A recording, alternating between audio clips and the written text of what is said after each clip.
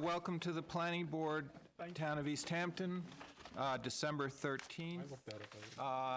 For those who need to know, as far as we know, our next meeting will be January 10th. I want to wish everyone a very happy holidays and New Year, and I particularly want to recognize Diana Weir and thank you for your at the end of your term, and we're really grateful to everything you do for the town. Thank you. It's been a pleasure to serve with such wonderful people, and good friends, and maybe we'll be back. And very committed people, really. You all care about the town, and that's important. We all do, so thank you. Thank you. Thank you, Diana. Navy Road.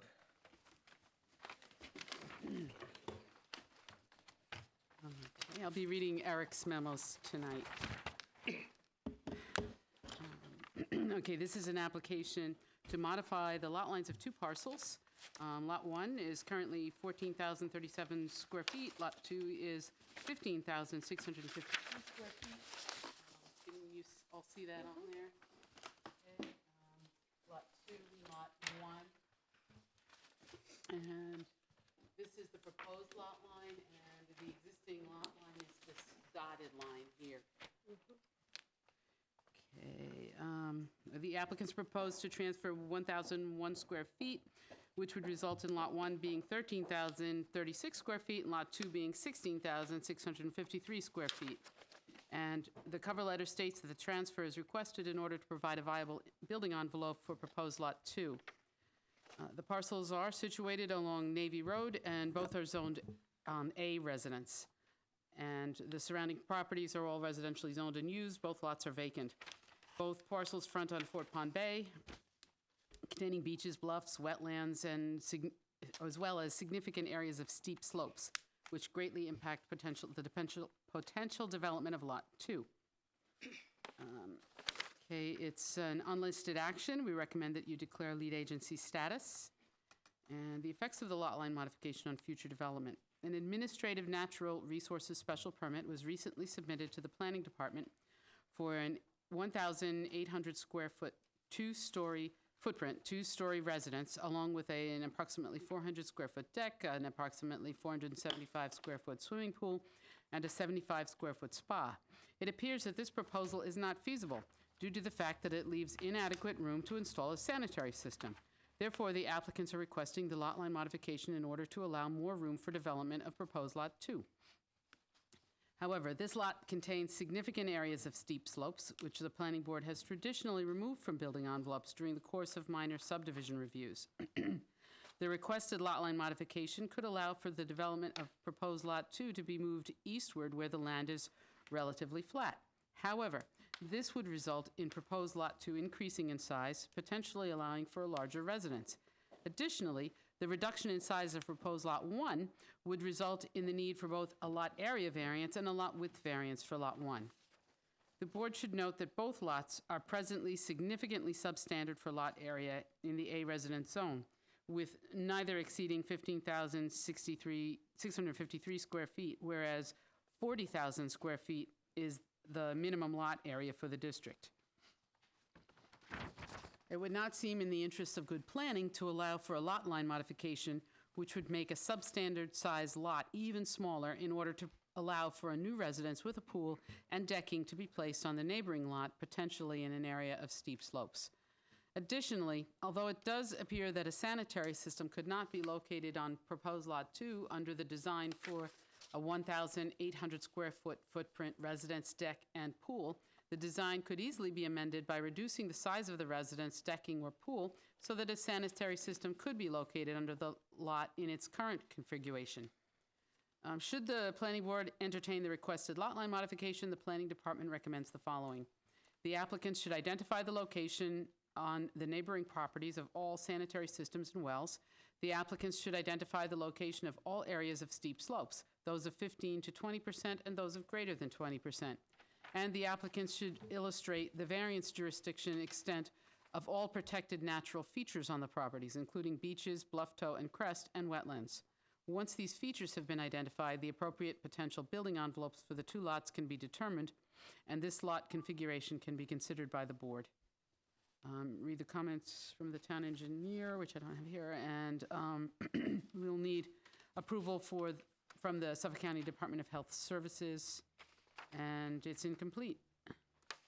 Marguerite, I'm just curious. Sure. On the survey, could you just tell us what that brown line, some of the colored lines are? Okay.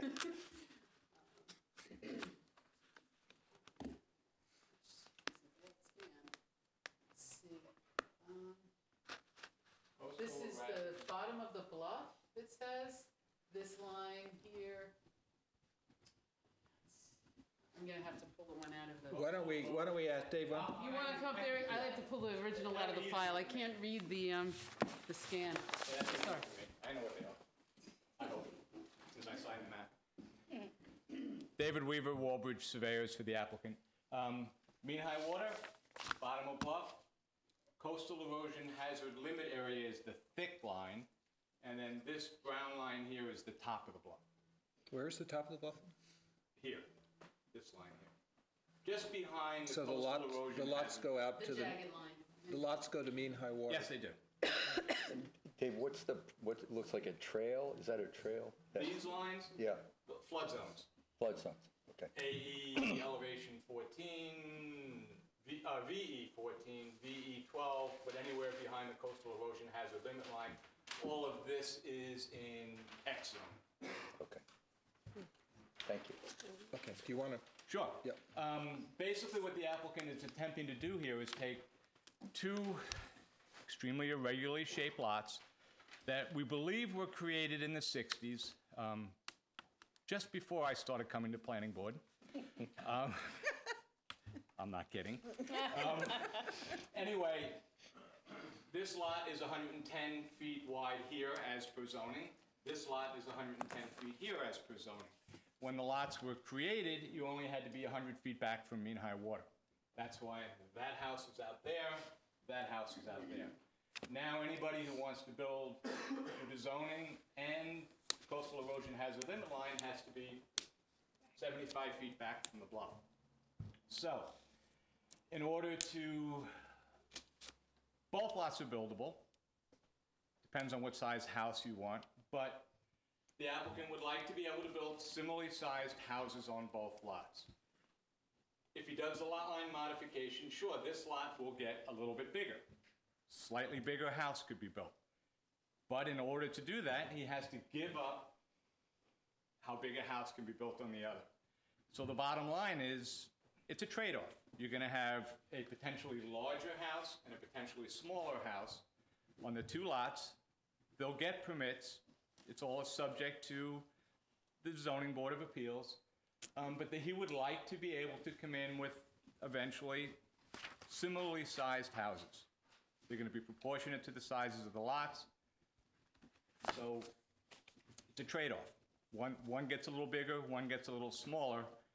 Either way, you're not gonna have that big an impact on the overall scope of what can be done here. Lots are constrained, no doubt about it. Got to go to the zoning board for whatever we're going to try to do, because we're going to at least need a natural resources special permit. So they would like to come in with two more uniform lots as opposed to two irregularly shaped lots. That's the bottom line. So The dotted line is the existing lot line, correct? that is, yes. Okay, and they're increasing, when you make it the solid line, it doesn't look like that lot is Both bigger. lots are the same width. We're going from 110 here and 110 here to 90 and 90. It's basically what it comes down to, or whatever the equal area is. But this is bigger, but we're trying to keep both lots the same lot width. If it has to go to the zoning board, it has to go to the zoning board, but you know, we understand that. We're just looking to create two more uniformly shaped lots. It's acknowledged there are steep slopes. The bluff face is extremely steep, and there are some steep slopes in this lot. Right now, those slopes don't come into play at all in where a building envelope goes, because those only come into play when you're creating a lot. If we are doing a lot line modification, first of all, we've never done in my firm, a slope analysis for a lot line modification. I don't know if you've ever required one before? Okay, I'm not saying that you haven't. I don't know that because we've never had to do one. We've never had to do one. The lot's buildable as it is now with serious constraints. I'll be honest, the biggest constraint is the low nitrogen loading sanitary system. They take 3 times the room of a standard sanitary system. So if someone is going to build on particularly this lot and has to put one of those systems in, then they're going to have to build closer to the bluffs. There's no choice with one of those systems. We're trying to create more room, which gives more room for the system too. The house could be a little bit bigger, granted, on the size of the lot, but more importantly, it also leaves a little more room to be able to get a sanitary system in. This is complicated. It's not a simple application, but we need zoning board if we need a lot width variance and an area variance. So we're hoping to be able to get the planning board's support for that too, to try to create 2 uniformly, I won't say regularly shaped, but uniformly shaped lots. That's what it comes down to. Okay, let's go to the board. Can we ask Dave a question? How do you want Oh, to do that? Dave, you want to ask Dave? Yeah, if you have a certainly. specific question, yeah. Yeah, I'm just curious, so this is in single and separate, there's no merger here? No, it has been single and separate since 2 landowners ago, and still is. But it's even though it's single and separate, it's controlled by, By the party that's attempting to do the lot line modification. Yep. okay. So there's no merger. Is that a new owner? Yes. So the for sale sign doesn't apply? I think the for sale sign is probably probably never taken down, brokers. You know, All right, just curious. just kidding. I don't think the sign probably ever came down. Okay, all right. Okay, let's go to the. If you have any board. questions for me, I'll sit down and. Okay, all right, Nancy? Okay, so I know this property really well. I've walked it, tripped around in there, because it does have some serious steep slopes, but it's a beautiful spot. And I think what the applicants have asked is a relatively small change, so I have no problem with that. The new owners are going to still have some real challenges with the slopes and the setbacks from the bluff, and they're going to be compromised with the size of the house and zoning issues and whatnot. So it's going to be a rocky road. You know, I would like to see the more efficient septic system. And if that can be a condition, I have no problem with giving them the 1,000+ feet that they've asked for. Is that, just as a question for you, Marguerite or Joanne, say that this all went through and in a year or so they came in for a building permit, would they have to do a low nitrogen system at that point? So it's not something that we need to fight for? Okay. Okay, all right. So Diana? that's all. Okay, I Diana? agree with Nancy. I have no problem with this. It will make it easier. What they're losing where they can't build doesn't matter. It's really this little chunk here to give this guy room for another house. I have no problem. Kathy? I need a little more information, I think, on the size of the buildings that would be permitted if this modification were to go through. I'm generally opposed to making substandard sized lots. They're, you know, we'd be, say, currently, I understand logically what you're trying to do, but I'm not enthusiastic about creating a substandard sized lot there. So I would like to see where the septic would go, how big these houses are going to be, which I, you know, if the board saw fit to approving this. Ian? Yeah, at first read here, I thought that this would be a tough sell because we would be making one a lot smaller. But looking at the maps more closely, the big thing for me is that the width is going to be the same because I think that is the most important feature of these lots, considering the constraint on the water side. So I too, I think we want to see building envelopes and see what the final implications are. But I'm comforted by knowing this would have to go to the ZBA. And I don't think I would give them strong comments that they ought to grant the variance, but I do think, should they find it meets their standards for a variance, that I could support the lot line modification. because I think it does make sense, even though I think this is a unique case, and to Kathy's point, if you just look at the numbers, it's not something we would normally do. Okay, Patty? I'm not in the habit of taking something that's non-conforming and make it more non-conforming. I guess that's where I am. I need more time to think about it. I'd like to see where the buildable lots would be drawn in there to see how constrained, we're making the house on that lot. If I see it visually, it might help me. And yeah, so mostly just to see what the building lot would be on there would really help out. Randy? I think these lots are a good candidate for the CPF, frankly. They're both included in the Peconic Estuary Critical Lands Protection Strategy as high priority lots to purchase. I don't know if the owners would consider that. That's a totally voluntary program, but might save them some application and might save them the time and the money to go through this whole process. In the alternative, we've got the Navy, from what my friends in Montauk tell me, the popular Navy Road Beach right here. So I believe that house to the north is the only house between these lots and the public beach. No, there's one more? Two houses, okay.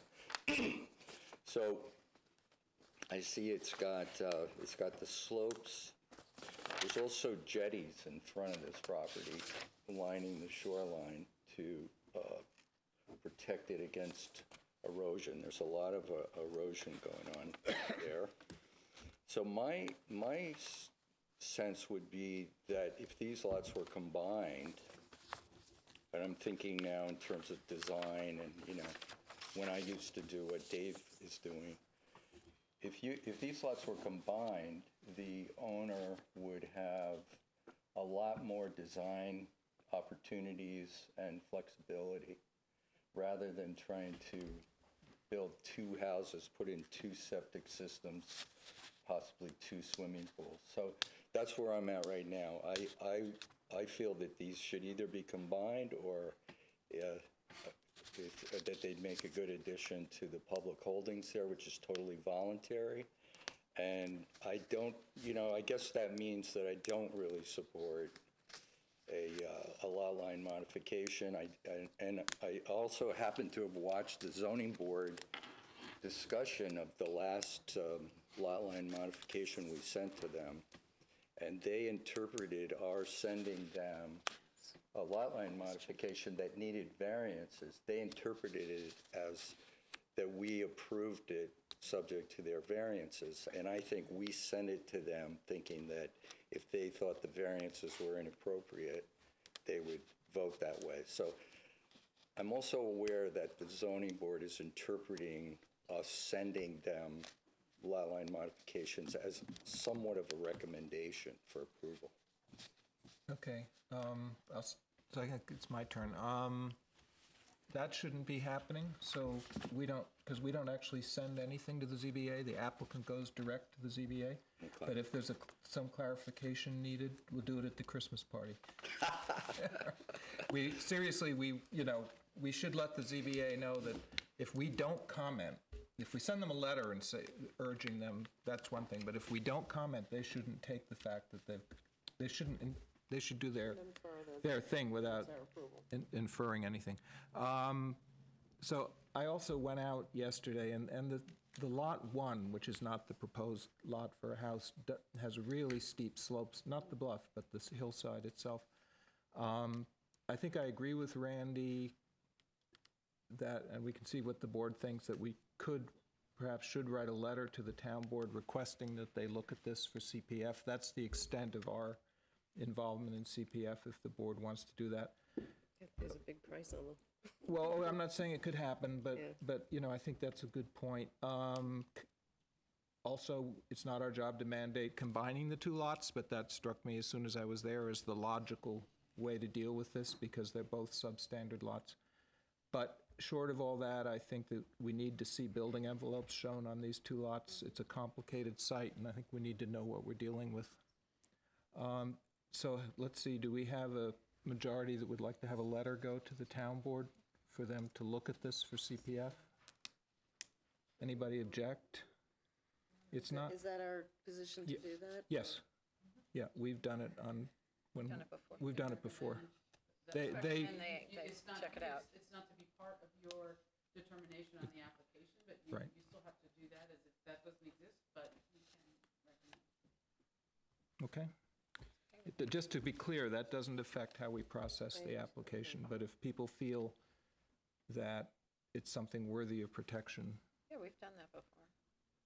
okay? Okay with me. All right, so I think, yeah, One question, I know in the new septic law, there are areas where you're entitled to priority areas. Do we know if this is in a priority area? Dave may know.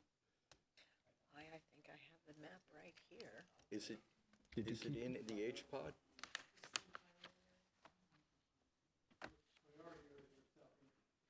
well, thanks, but we're talking about the, Okay. I have It's- the map.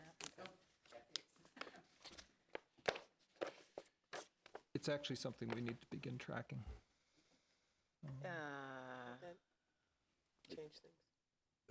It just where means I they am could here. get It is Lake Montauk, it's at Fort Pot, so. You know, why don't we Long map. deal with this question in our next Okay. review? So I think, do we need a motion for lead agency, Nancy? Make a motion for lead agent. Second? Second. All in favor? Aye. Okay, we'll take lead agency. Should the map be amended as noted above, and I think we're principally talking about the bullets and the, so the jurisdictions, I don't know if you need to go and locate all the neighboring sanitary systems and wells yet, but I think we need the building envelopes. I think you probably do, though, because that affects so? where theirs would go. Just, we're in the process of doing that for the health department. All right, okay, all right, If we can't build, we can't build. okay, all right. So I think that's the direction, okay? Can I just say one thing to Randy's point? Hang on one sec, wait, let's just come back together. I think it is important that we always send comments into the ZBA with exactly how we feel. It may be that we're ambivalent, and maybe we strongly support it, maybe we, recommend denial, just so that they have that information. Because I think the no comment is too vague, and, I've heard that from ZBA members. So I think we should always send a comment, even as simple as say, no opinion, use your standards. It's not no comment, it's that we don't have a strong opinion, so. I would agree with that. Okay, And representing the applicant, I would prefer to have that too. I want to know whether you're opposed to it or not. Sure. That makes Because sense. it helps me to talk to my applicant about exactly what we're trying to do. okay. So I prefer to know your opinion on it too. Many times I can feel your opinion without you saying it. But No, really? the fact that Yeah. they should know what, because I want to make sure that Right, if we're going to proceed, how you feel about it. right. But I think it's a little early for that, right, for this application? Need additional information. Yeah, okay, all right. Very good. Oceanside.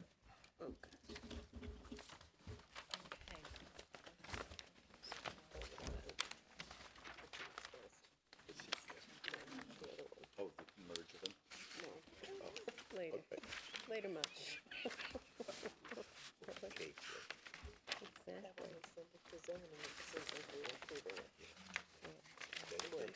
they're interpreting it that way.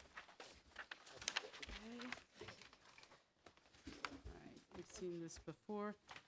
The applicants have submitted a narrative stating that the restaurant will be ancillary to the principal motel use and for the use of the motel tenants. They've stated that an additional 3 employees would be needed.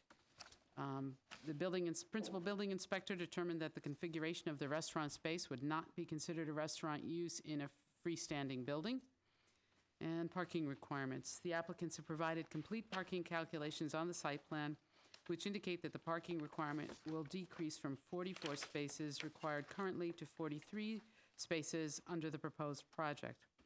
Regardless, the applicants propose an additional 5 gravel parking spaces along South Emerson. This is based upon the legally pre-existing number of motel units, the reduction of 3 units, and the requirement for a new accessory restaurant. However, as previously noted in the Planning Department's initial evaluation and August 17th memorandum, the site does not currently provide 44 spaces for the motel units. The site plan indicates about 21 spaces could fit in the front parking lot. 255-550, Part 6 states, "A special permit for a restaurant as accessory to a resort or transient motel shall only be issued by the planning board upon the following findings," which include, there is adequate parking, existing and/or proposed, available for the proposed accessory use. The board should therefore discuss whether or not existing parking is adequate at this time and whether or not an additional 5 spaces should be required. There appears to be room along the southern property line for an additional 9 spaces. We have also previously noted that Section 255-1145 requires 1 per 3 permanent seats or 1 per each 3 persons of rated capacity, plus 1 per employee for shift. The parking calculations are based on there being 16 seats. However, the interior space devoted to the restaurant, which include only the areas available for standing and seating, not the areas behind the counter or the office or the lobby, is roughly 410 square feet. The International Fire Code would calculate the maximum capacity of this area as 27 persons. The board should consider the implications of the maximum capacity when determining required parking, particularly as the property is already substandard in terms of parking, as is previously noted. As noted above, this makes it all the more necessary for the planning board to consider restricting service to the areas designated as restaurant, and to also consider the implications of allowing service on the decks, pool area, or lawn, which would greatly increase the capacity. Parking calculations provided on the site account for 2 employees as opposed to 3, as noted in the narrative, and the total amount of on-site spaces is not indicated. These are minor revisions, but should be part of the final site plan. Sanitary, the applicants and the board are again reminded that applications of this type which have not obtained approval from the county health department by January 1st shall have any new sanitary system or any existing sanitary system upgraded to a low nitrogen sanitary system. It does not appear that proof of health department approval has been submitted yet. Lighting, the applicants have submitted information for exterior lighting, which conforms to the requirements of the town code as well as the planning board's guidelines. Planning department finds this acceptable. You should determine if you agree. No information pertaining to proposed additional landscaping has been submitted, and you should discuss whether or not any additional landscaping should be required at this time. At the last review, you tabled the discussion on landscaping. It's been referred to the ARB, and their comments are pending, and town engineer. And so there are 2 remaining main issues: whether or not the parking is adequate, and whether or not additional landscaping is needed. The board should note that public comments over the adequacy of proposed parking have already been received. And additionally, if a redesign of the proposed sanitary system will be required, this may significantly alter the site plan. However, should these issues be found addressed, then it appears the application is otherwise complete pending some minor changes to the site plan notations.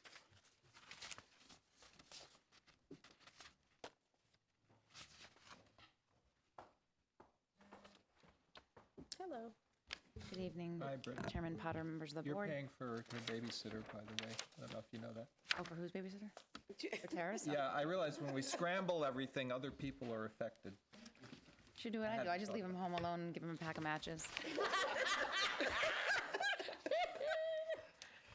Britton Bistrian, representing the owners of Oceanside Owners LLC. I wanted to open up the discussion first to thank the board members that did visit the property. I think it was very helpful to experience the intent of the project and what we're trying to do here. I think, in general, this is about final details. We've worked really hard in the last couple of months to address the issues that were brought up in the previous discussions, and I think we're pretty close to the satisfaction of the board.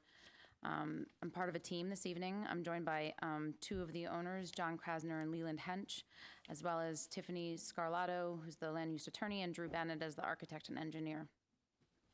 I may call on Tiffany and Drew to sort of address the, some of the details, because in any team effort, we all bring a different skill set to the table, and Drew can certainly discuss sanitary better than I can. So we submitted since our last review, we've submitted the detailed narrative and received confirmation from the building inspector that our use meets the code requirement for an accessory restaurant.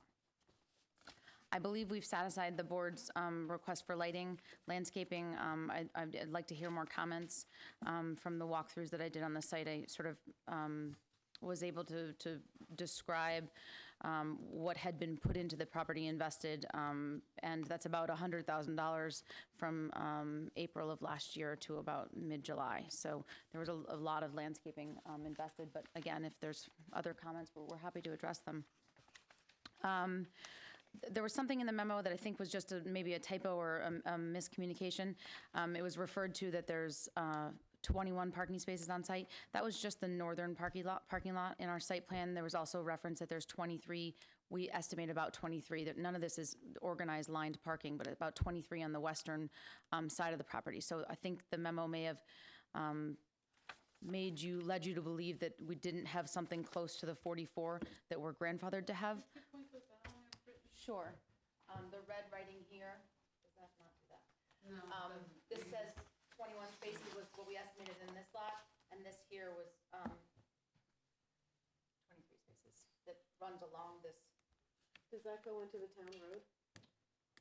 Those spaces? Partially, yes, they do, but it's not, so there's parking on this side, and there's the parallel parking on the other side of the street. There's also town parking.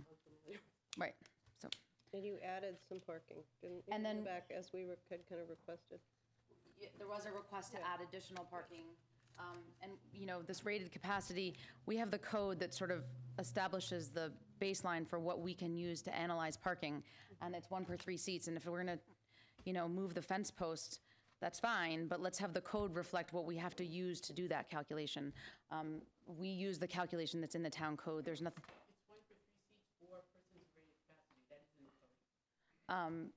So we believe what we did the and/or. So I think it would be helpful if it was more specific, like it's not and/or, it's you have to do both, or, one in one situation. It's a little unclear on what we're doing. We feel that our parking is adequate on the property. Is parking off of South Emerson, or no?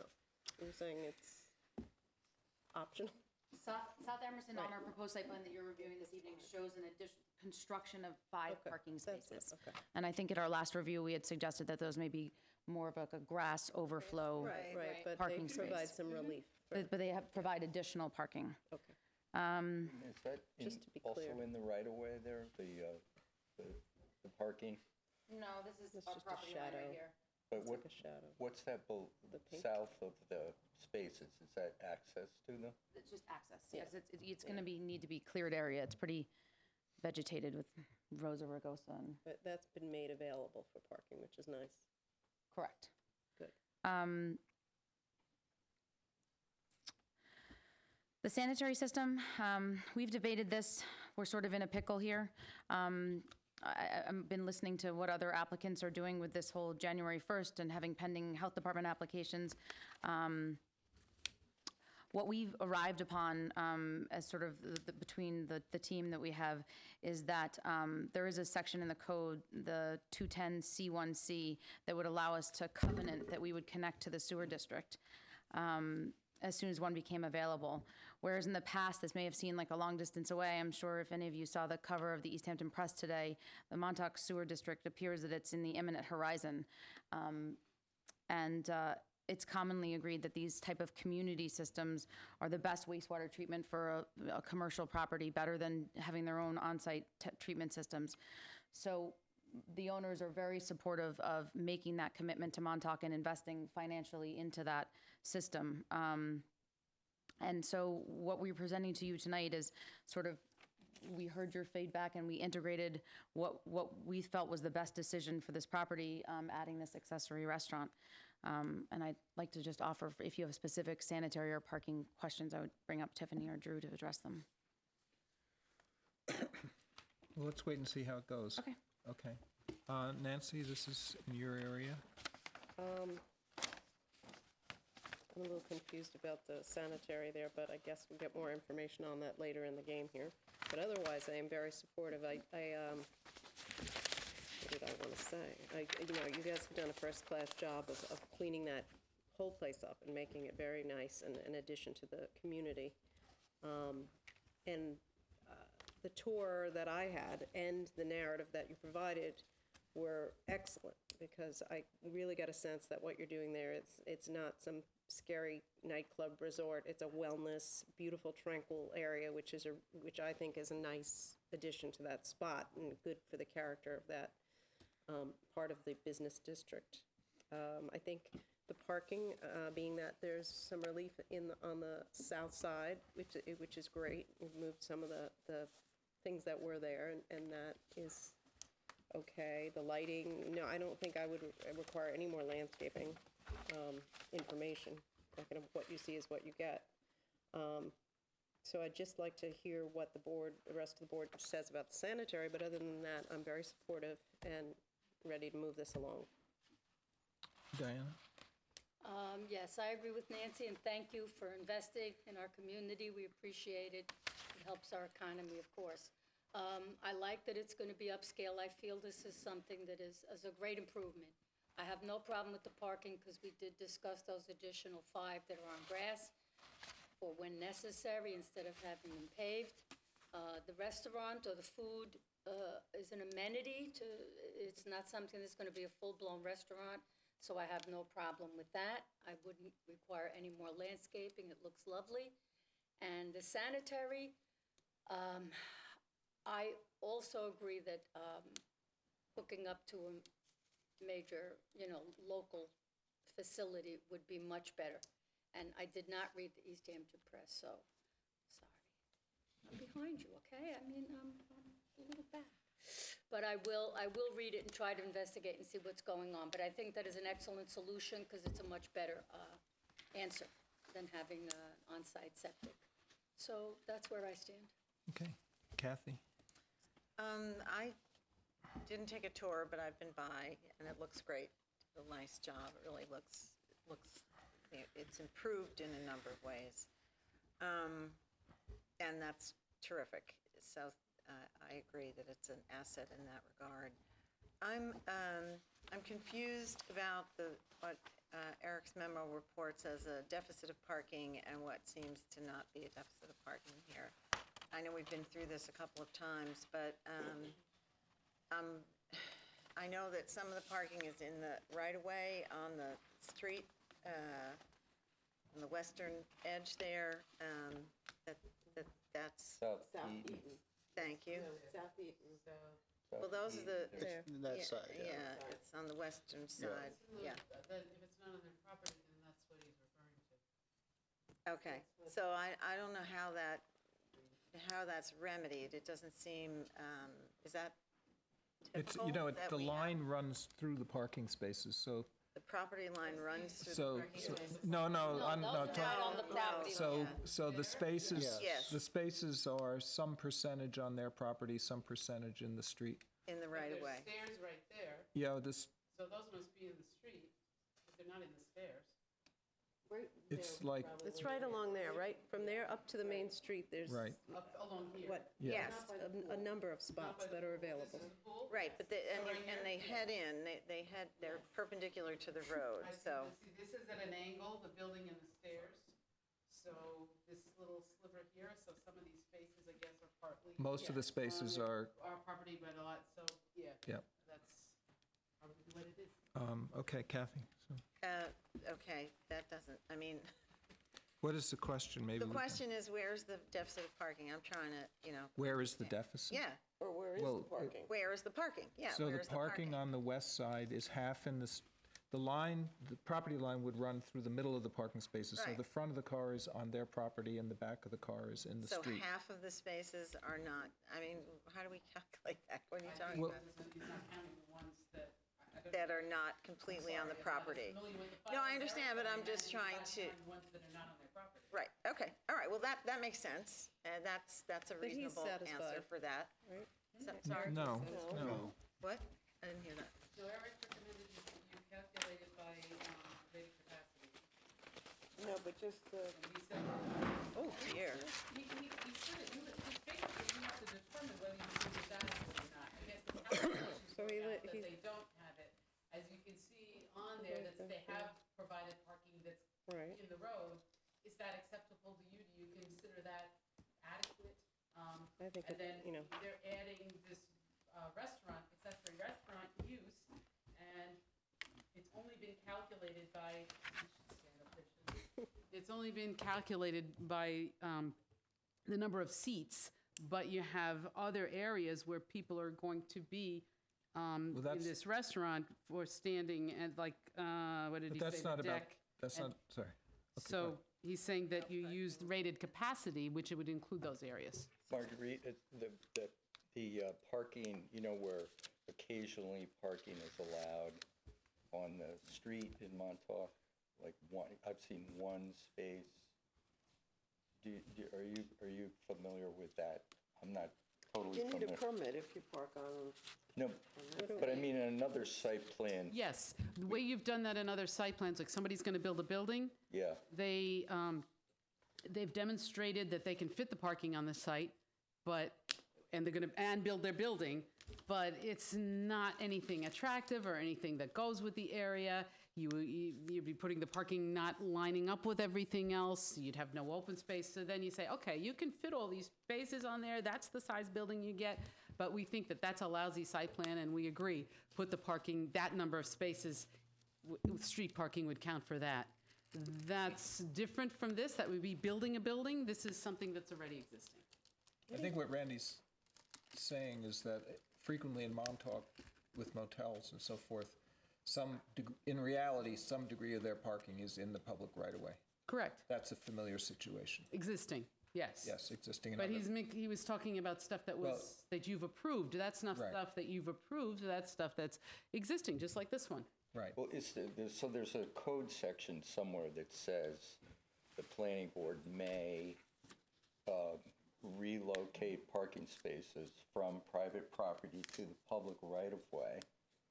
I'm just trying to get more clarity on that.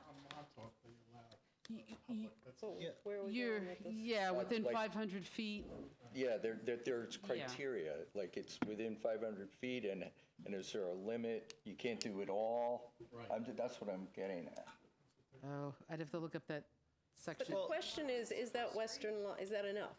Are we satisfied with that, That's the basically? question. That's a judgment call on your And you have part. to see it. I think that has been that way forever. And now it's like, been that way, and now they've added to it, and I can't help but think I'm completely satisfied. I think you really have to see it and know the history. I have So, gone out and looked okay. around. I'm sorry I missed the There's a tour. lot of area to pull in, and I really have driven by with a critical eye to see, and I'm satisfied. But to get back to what Eric was saying, was that there are two ways to calculate the parking.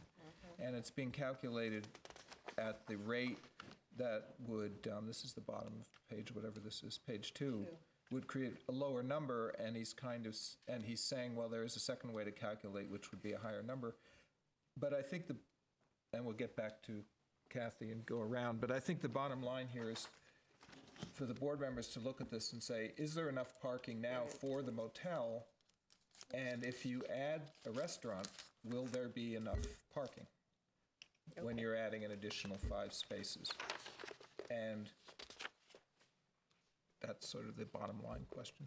Okay, Kathy, let's try to keep the board, we'll keep moving. You still have the floor. Okay, well, nothing clarified for me, I'm sorry to say, but I just don't, it doesn't seem like there's enough parking. I mean, that's the bottom line. I'm glad to know that you'd be hooking up into a sewer district, that you'd be willing to hook up into the sewer district. That's a great asset. But I just find the parking, the potential for people to come to the restaurant, even though it's an accessory use and it's not supposed to be used by anybody but those within the, No, that's not correct. It's open to the general public. But isn't it only If that's what you 16 were seats? But hang on a second. it's an accessory. I just wanted to clarify, it's a restaurant. It's a restaurant, it's Yeah. accessory to the in resort. the code, but it's not, but it's But there's open no to the way general public. There's no way to govern that. That's where I'm. That's just like a just code finished thing? what I wanted to say. Okay, I understand. just- I okay, would- I all would right. have clarified that. I understand that. Okay. Just, I'm going to start over. I think starting over might be best. So it doesn't look to me as though there's enough parking. I'm concerned that the potential for public use of the restaurant, even though I know it's not your intent to offer it for public use, it's not something that can be governed specifically. And I think that just makes that whole area vulnerable to more cars. It's a problem. There's not enough parking anywhere. There's not enough parking in Montauk. There's a deficit of parking every place, and there's a deficit of parking on this site.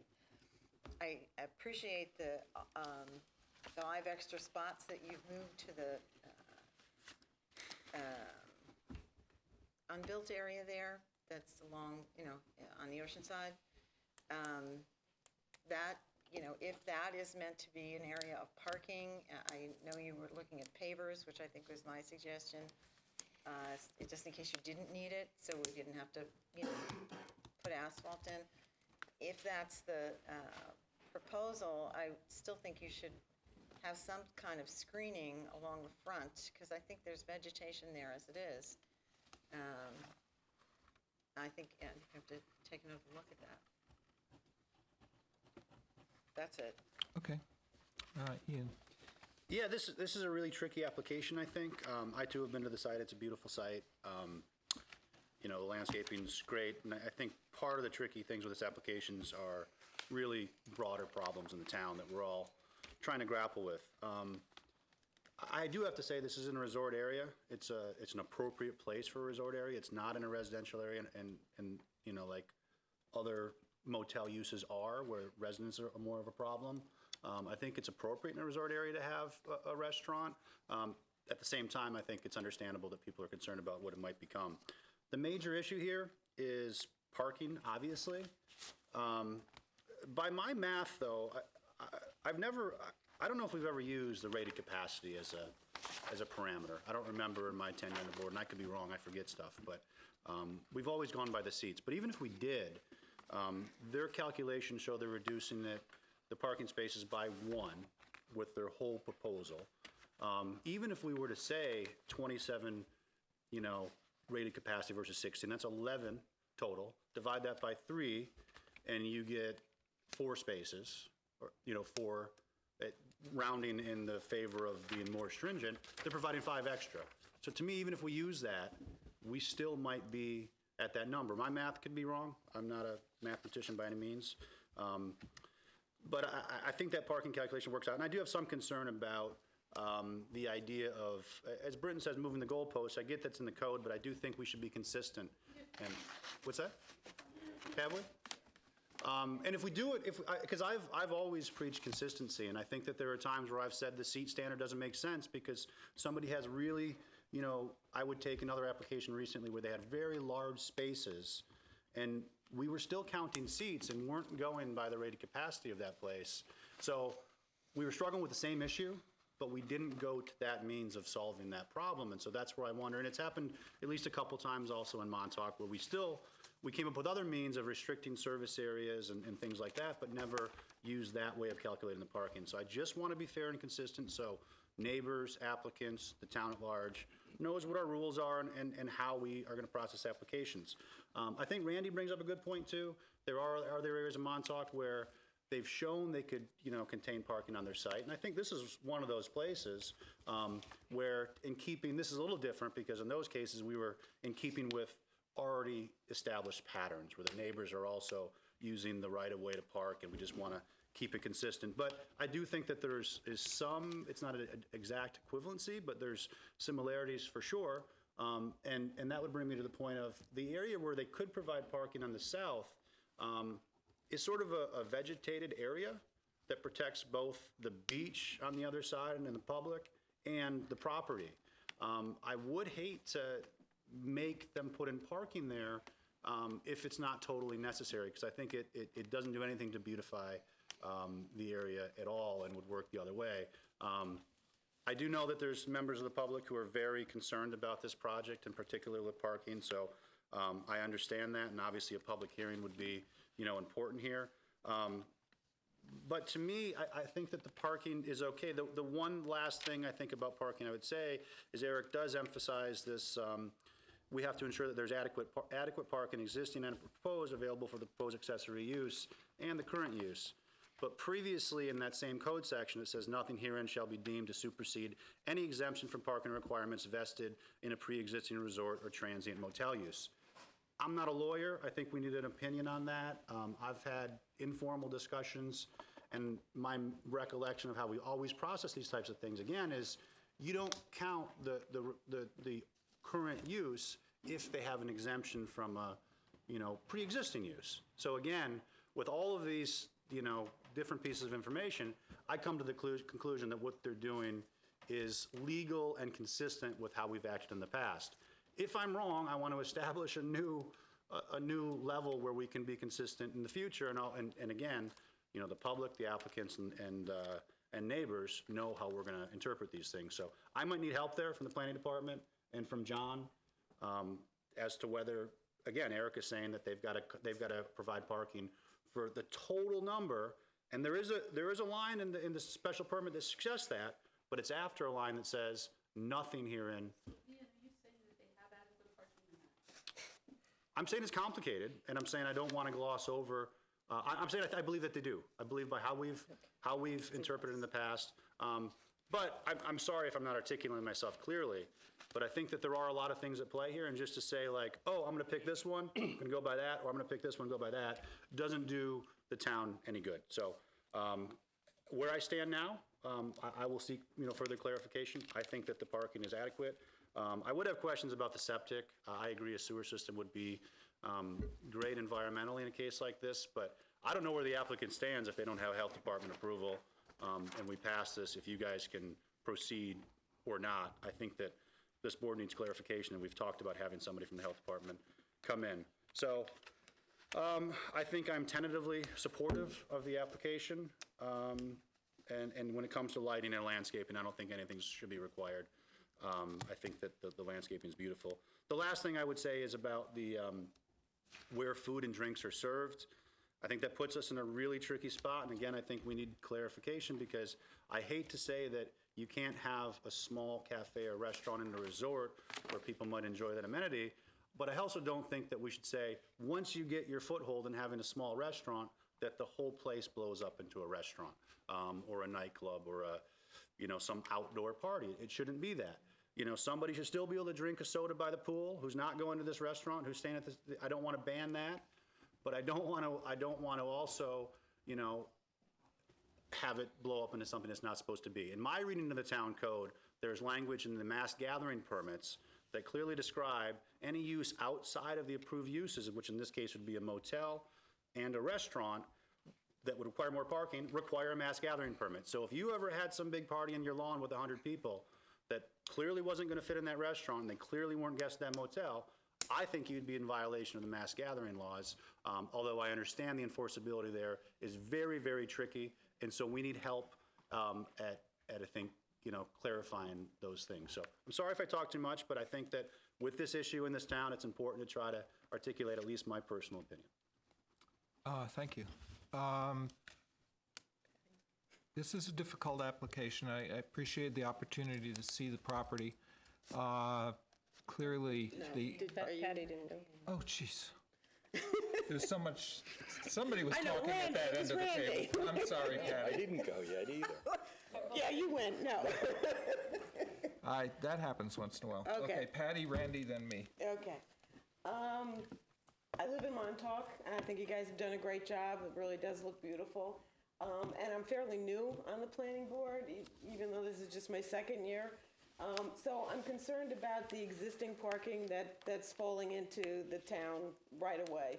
So I sort of need a legal clarification, because I think that 43 number, and maybe you can correct me, Marguerite, is a pre-existing number, right? The 43, it's not what they would do if they built that currently.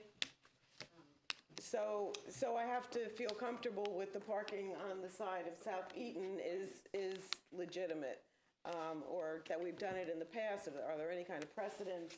I do know, because I do live in Montauk, that I have heard people talk that parking was an issue over the summer, that there were some complaints.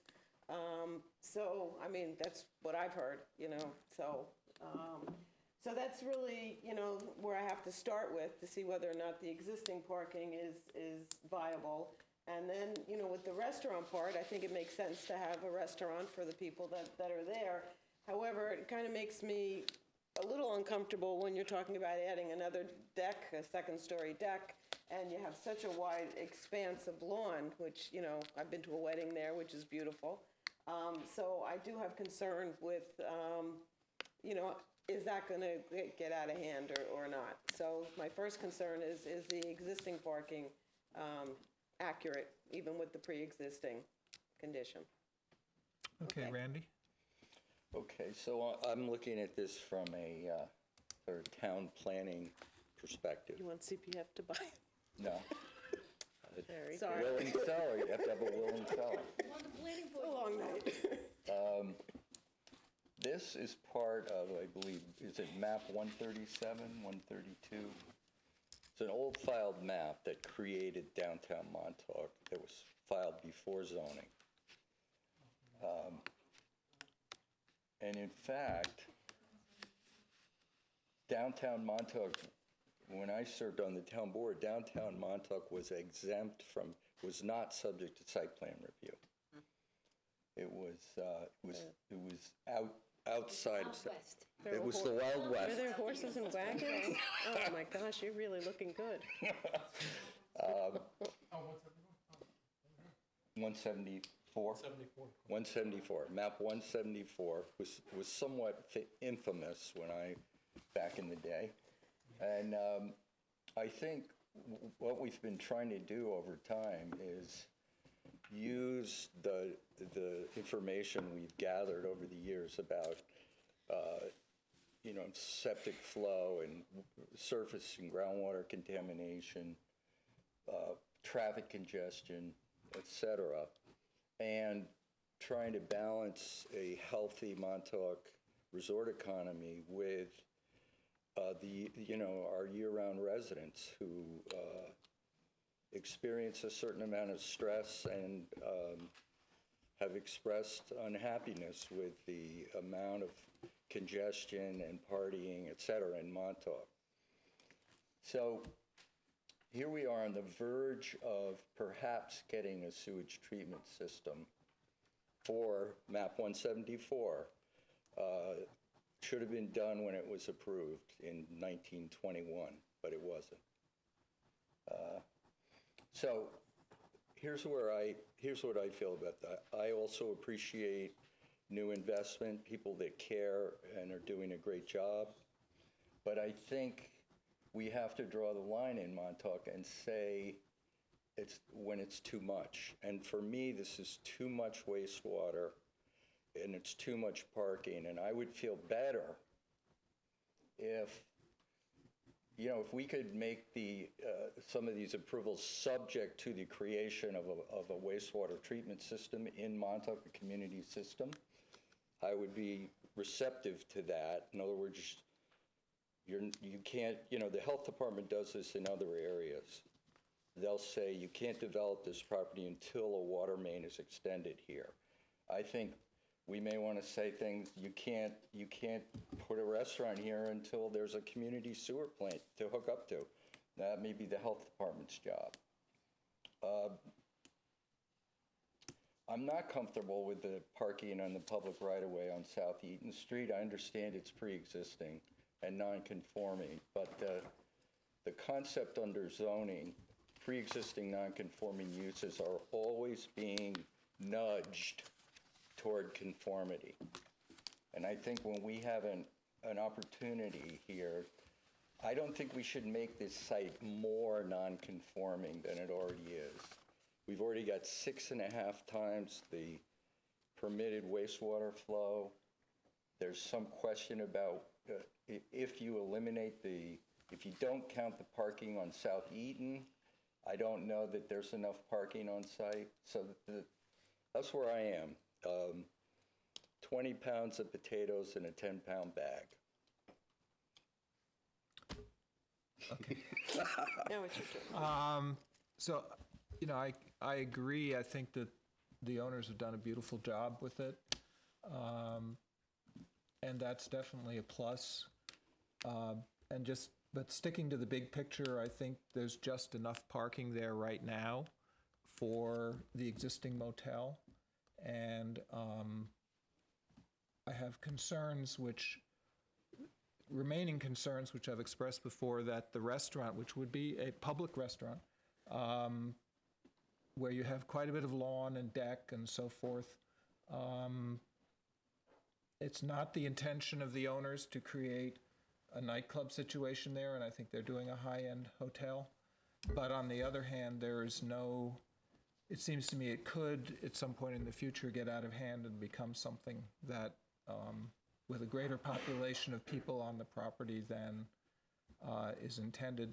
And as far as the septic goes, I had actually been thinking along the same lines as Randy. If there were a sewage treatment system installed in Montauk and an applicant came in, that would be one thing. But at this point, I think adding more load to the septic that's there would be a mistake.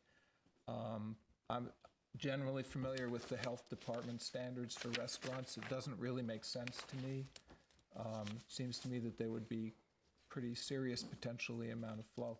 So all of that having been said, I remain a non-supporter of the restaurant concept. I'm sorry for that. You look like you'd like to speak, Tiffany. I just have a couple of comments. I think I can address Job's concern that this is going to turn into something in the future, and I think council can warn the board as well that decisions made by the zoning or planning board with respect to projects should not be made based upon the anticipation of a potential violation that has not yet occurred. I'm not going to talk too much about the sanitary. I'll Can I let just Drew deal with comment on that for one second? Sure. I'm not suggesting a violation.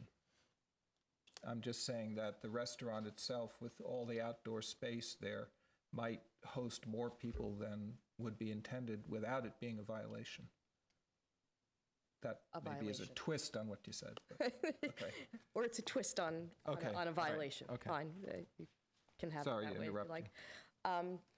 Just with respect to the pre-existing parking, there seems to be a little bit of confusion amongst the board members with how that's calculated and what that actually means. As you know, Randy is very familiar with that map and how all of this has gone on over the years. And just to be clear, it's not a pre-existing non-conforming use, it's a conforming use in a conforming zone. But it is pre-existing zoning. And so they are entitled to, and what I like to call them vested parking spaces rather than actual physical spaces, because sometimes those spaces don't necessarily always exist, but they are entitled to those 44 spaces. And that was the sentence that Ian referred to in Section 25550 in the special permit standards accessory restaurant to a resort motel, where it says that nothing herein supersedes the parking vested in a pre-existing use. In other words, you can't sort of mess with that number that they have, which is 44. That number of 44 parking spaces is what the property is entitled to. And moving forward with a proposed accessory restaurant, you're then calculating parking using those 44 vested parking spaces and adding to that as necessary or not. In this case, we've added an additional 5 parking spaces where none is required. Our net, after having removed the units, is still, I think, 49 spaces. Am I correct, Brittany? I don't know where she went. But the 5 spaces that are added at the bottom on South Emerson are all surplus spaces. So as per the code, we do in fact have adequate parking, and I would just ask that the board, if there is some concern with parking, not that there just be a generalized concern within the community of Montauk that there is some deficit in parking throughout the community of Montauk, because there may in fact be. But we're talking about this particular property, and I think you need to focus on that and come up with an articulatable basis upon which we would be required to put in more parking or that the board feels that the parking there is currently inadequate. Thus far, I've heard nothing except, we don't like it. And feelings of inadequacy are nice and all, but that doesn't necessarily get you across the goal line. So your interpretation of so it's pre-existing and non-conforming in terms of dimensional. I understand the The resort buildings may use. be non-conforming as to their situs on the property. And I'm thinking that the parking, so your interpretation is that that the pre-existing nonconformity extends to putting private parking in a public right-of-way. I'm not talking about those parking spaces at all. As far as I'm concerned, you could ignore those parking spaces altogether. As I said, you're talking about 44 parking spaces that exist as vested. They don't necessarily have to exist on the ground. I would rather not. They have credit for Right. We get that credit. Even though those spaces don't all exist. Don't exist. They get credit for it. Right. That's what she's saying. Right, and thank you, Mark. The code articulates that very clearly. You can't take that away and then say we don't have adequate parking. It's deemed adequate by that very sentence in the code. So clearly you allows do. us to retain those 44 parking spaces That as don't vested. exist. Those non-existing. I didn't write the code, or I did write some of the code, but I didn't write that section. Well, so what But we're. that's, I might have, but that's the way that operates. Whether the board likes that or not, I can't But those are say. attached to the motel. But nothing that's to your do with- starting point. No, I That's your understand, starting point, yeah. because we're talking about the special permit So- standards for accessory restaurant to a resort motel, and you're starting at that starting point with those vested 44 parking spaces that you can't take away nor deem inadequate, because in fact, by code, they are adequate for that space as it currently exists. And as I said, once you do that calculation in and out, once you remove those units, add the restaurant seats, you end up exactly at the same point at which we're at, which is 44, and we're adding the extra 5 down here to bring it to 49. So we're actually adding 5 Just for clarity, surplus 'cause this is spaces. such a strange world. It's a zoning concept. That the restaurant, and I think that you do have 44 when you count the parking places that are half in the right-of-way, the west side. So, and if you argued that 44 was sufficient for the motel, then you add a restaurant, and the argument is that 5 spaces is enough for the restaurant. That's done based on the calculations that are, They took away rooms. They took away a room. Yeah, we so took that- away rooms in order to accommodate that. So and what's we the end number up- now? By their calculations, it was 44 before, now it's 43, after the restaurant. So I'm saying, no, I'm saying. added the 5 at the So bottom. but I'm going back, It so was 16 seats. just, wait, let me just ask the Mm-hmm. question. Forgetting the restaurant, having removed the rooms, Mm-hmm. what is the parking that is needed for the motel with those rooms removed? Having the rooms removed, it's one, that's a I'm trying calculation I I'm didn't trying do. to find out what number of parking spaces is being attached to the restaurant.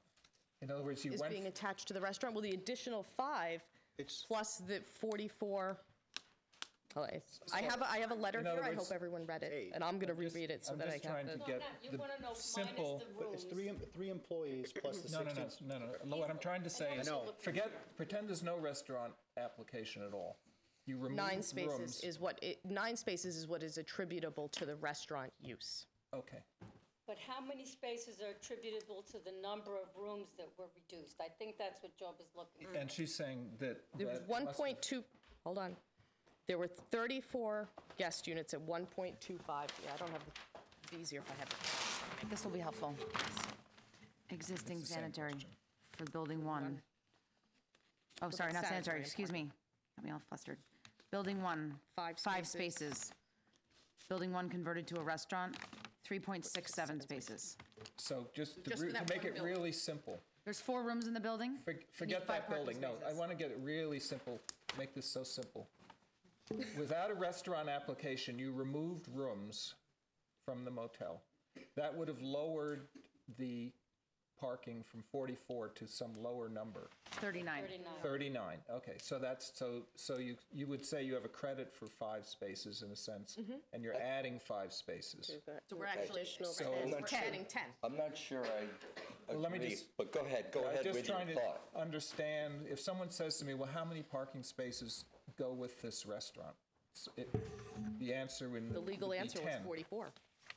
No, because Oh, we have a motel. 10, yes. 10. Okay, all right, thank Well, you. and actually 5, because this 5 down here is surplus, so in all reality, it's 5. Okay, but it's, 10. But we're adding 10. Counting those, yeah. right.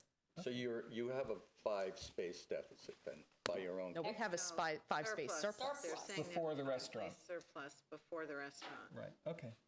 I just want, so Right, and I understand it's difficult because it's a conceptual issue when you're talking about pre-existing uses more than a on the, Yeah. on the ground, physical. Anyway, 44 I, spots. we all understand that. What she Take the just units said is away. you're gonna have 5. They took away rooms and they're adding a restaurant and they're providing, parking. they're providing, I don't know about that, but they're providing 10 spaces that you could say, if the motel left, there's be a restaurant with 10 spaces, Can I- Conceivably, I guess. in a sense. Can I ask you a quick, because one of the things we've struggled with is that this accessory restaurant, which is, an accessory use, serves the principal use. But when we've discussed the idea of it being open to the public, the applicant has said, yes, it is. It will be open to the public. Now, what I'm wondering is, since we have the ability to deny the restaurant, it seems like we might have the ability to condition the restaurant. For example, that the general public is not permitted. I'm exploring that with you. Would you be willing to covenant that this? I think from a board perspective, and council can speak to this as well, that A, it's impossible, and B, it's impossiple to enforce. So I don't know why the board would want to go down that road, knowing that That was mentioned doing way something. back. Yeah, I think we talked about that. Yeah, like at first Yeah. look, we mentioned that. If I'm staying there and I invite John to come and have a, It's have a almost sandwich like with me, Cafe, though. I mean, I wouldn't even call that a restaurant. it really, It's what, how many 16 seats? seats is not really And a restaurant. The size is tiny, like how many square feet is that? I mean, it's not like the Harvest. I mean, how All right, many well, people could fit in there? Let's over 400. let's try to give you some sense of, I think we've got a mixed board at this point, We do. so I'm not sure what you want to do. I have just no wanna- idea. We're Right, not- I don't know if Drew wants to speak at all, but I do agree with, and I appreciate Ian's comment that, changing the way parking is calculated at this point to rated capacity would be a substantial deviation from the way this board has practiced in past years, and that would be a significant problem for this applicant. But that was others, ancillary, I'm sure. because I think even with the Yeah. 27, I think by your calculations, the 5 extra spaces Right. cover the difference of 11. The difference. No, and I appreciate your comments. Thank you. One more question. What do you think of the concept of conditioning approvals on the creation and hookup to a community sewer system? If one doesn't exist, we can't hook up to it. Right. And I think that ends that conversation for right now, right there. I mean, Yeah. for example, in Sag Harbor Village, you don't really have an option. You have to hook up to the sewer system. It's there, and you're required to hook up to it. Right. We don't have a system, nor do they have a district in mind or anything at this point, so I think it's too early to talk about that. I know that my client has, already said to the board, I think personally, that he would be more than happy to hook up to it at some point, should it ever come on. The question is it responsible on our part to increase flows there without knowing that there will be a community system? Well, I think don't know that's- that the board has the let's- authority Okay, go to ahead. go down that that rabbit is a- hole. that is a I'll let concern. council Okay, advise let's you on bring that. Drew up, because I think we're getting a little general. Wrap it up. Drew Bennett on behalf of the applicant. So just to be clear, the property has a permitted wastewater flow, The proposal does not exceed that permitted wastewater flow. So this is not increasing the wastewater flow on the property. It's basically a wash. If not, I think now it's a slight reduction. Oh, 'cause of the units you're giving up? Yes, there's a trade-off. So you need to understand that's very important. So we understand the town board's goal and intent of the new rule that it goes into place January 1st. We think that it's smarter and better for the environment to wait for a wastewater treatment system district to be formed and connect to it than for the Montauk Commercial District to have a bunch of small on-site commercial wastewater treatment systems that don't work that well seasonally. So we've said it at the last meeting, we're saying it again now. We want to connect to a sewer district, and the owners are anxious to start those discussions.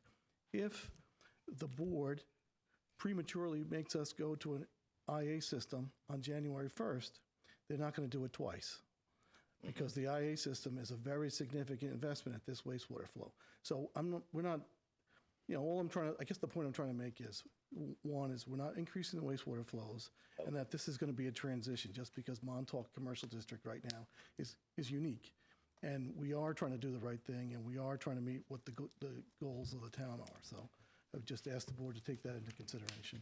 And if you had any questions. Thanks for clarifying. All right, thank you. I think we should wind this up at this point. Good idea. Let's look at the questions. Is the narrative acceptable?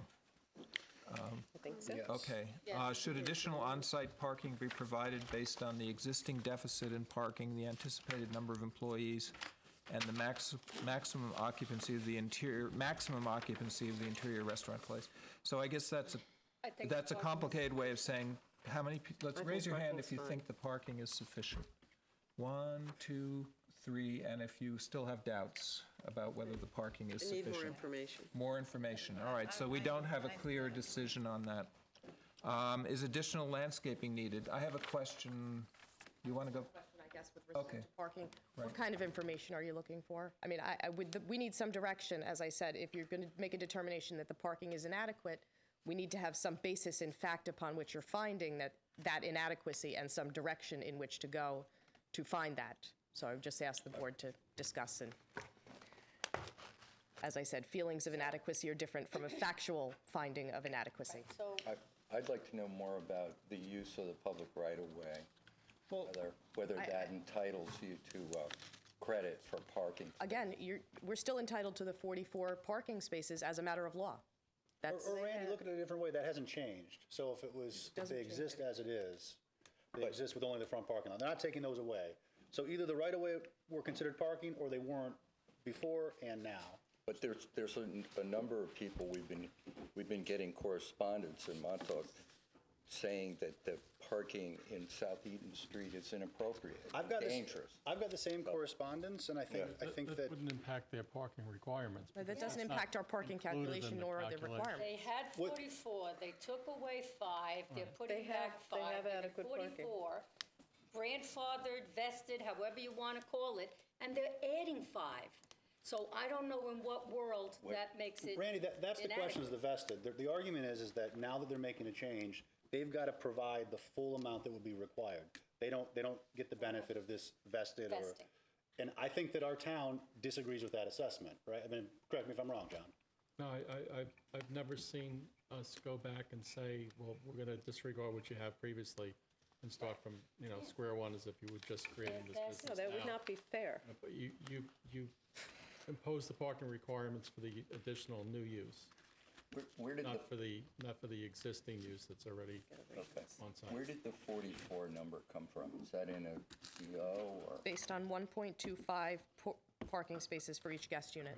So you're going back to when this was built, you're saying this was the number of units built, and this is the number of parking Parking spaces spaces that they're entitled to. required today. Exactly. And therefore. That's what they're entitled to as a credit, or vested part. I don't like to call it a credit. So you vested have it. parking You have the spaces. We have parking you those need. spaces. So I'm not sure what's up for debate here. No, we can't I think see what's up, There shouldn't right. really be a conversation. Because Well, they don't I was just really looking exist. for further direction from the No, board. If I have a fair majority question. that's saying it's So, inadequate, I John, need to know that's- what that means. That's your reading of it too, is that correct? That's the way we've always looked at it. Okay. We've never So it's legal. started as if. Well, then what I'm you going had to before change didn't- my, It's legal. Didn't have an exemption. and I don't Always see had where an we are, exemption. if that's. because I what think it the is. question is, Tiffany,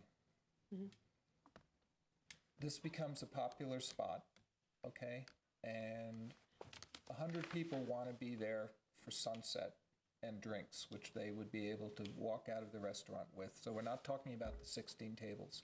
We're talking about, let's say, it's a great spot to be, and I'm picking a number out of the air, 100 additional people come there from 5 to 7, where are they going to park? But why And would they? there's- We're anticipating. What's that? That's not the anticipation, nor is it the. But it's a possibility. I mean, anything is possible. And it Again, wouldn't we be can't advi- tell okay, the so- possibility of something that may or may not happen in the future. I disagree. Big, bad, ugly, or indifferent. Of course you do. Well, yeah, but this is the But we planning can't board, and anticipate that. it's our responsibility to make plans, and planning is about the future. So it's not inconsistent with a thoughtful Understood, but review. we can't be required. But- no, you are not If you're suggesting that we required, should but put in we- parking for 100 people, But we're because required on one to occasion consider- that may happen. Because this designation will run with the land, you know, and while these investors are terrific, we love them, they're doing a great job, they may not own this forever. You know, it'll change hands at some point. Understood. And then what do we have? And that's really that's what planning is about, and that's why we're having this discussion. Marguerite wants to comment. It's very frustrating. The problem happens because normally in a restaurant, you go in there's the restaurant, you go in, you sit down, there are a certain number of people waiting, you sit and you eat. In this case, it's coupled with a motel.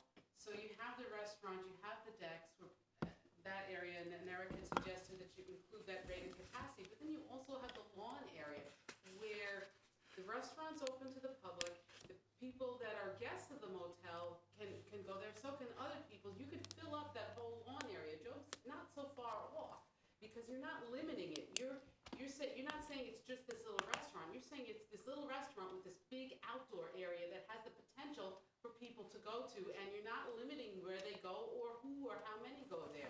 That's the problem. But wouldn't they need a permit? No. They're going to have a big No, gathering on the back no. lawn? Doing that right That's- now. yes. You are allowing This that is to it. happen unless they offer you some way to control. So there's that. no code enforcement if there's a But, large event on the there's lawn no there? violation. Not a Well, I've never a seen large that. No event- violation. Unless that's perfectly allowed, it'll be allowed by your site plan, unless you guys figure out some way to control how How many many people people are on there. actually on Okay. the And site. There if the is kitchen no- is used as a catering kitchen for events, too. Well, that's different. That's a Let's- special- That's a whole different No, that's story, and that's not mass even ga- physically plausible because I of think, the location. so Tiffany, we need to Yes. draw this to a close. I don't think we can give you any more guidance. Maybe you can come back. You've heard some of our concerns, not all the board members, but some. Maybe you can come back and see if you can reassure the board member. You may have the votes to pass it I anyway. think we have 4 now. When the Should time we, comes. should we, you want, on the parking? Kathleen changed her. Well, But that was just vote. parking, I don't It's know just about. a part, think- I mean, I'm concerned Well, these about are the the number of questions that are people before gonna us be on tonight. site. Yeah. And so, one of I them is mean, it's parking. just a So question, are we right? 4 on We can't parking? regulate Yay for parking? unregulatable So space. parking's adequate. Was what There are other planning things you department still would have to like to get do. Board of Health, and we still need Yes. information, but the parking is adequate.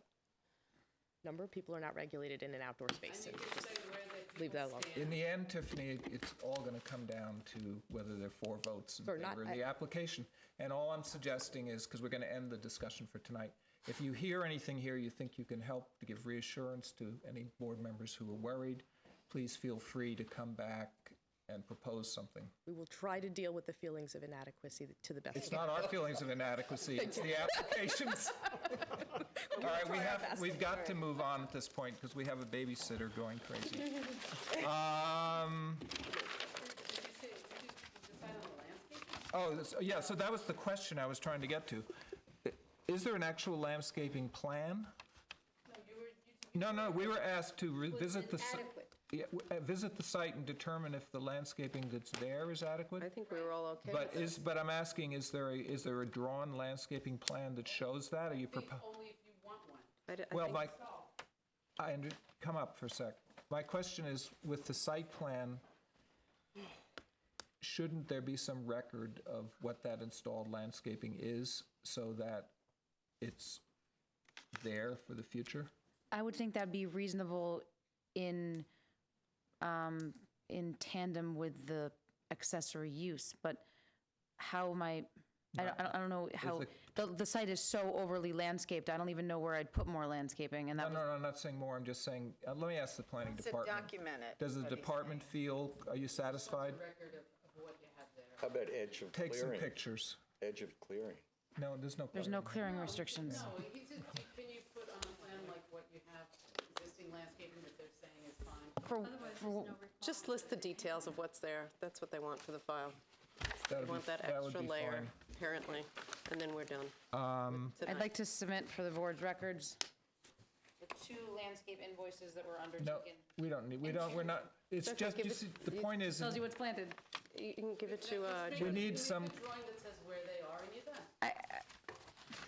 there should be a record, if it's part of our approval that the landscaping is fine, somewhere in the file there needs to be a record of what it is, that's all.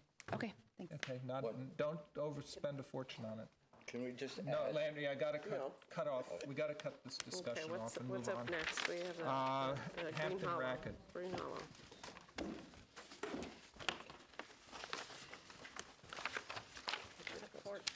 Yikes. yeah, there's a permit in to clear the town right away. I think they're. It's all clear. Oh, there? Yeah, they would be clearing the access. You held a public hearing November 15th. 14 members of the public spoke, as well as the applicant, the applicant's agent and an attorney representing the neighbor. You've received 8 letters.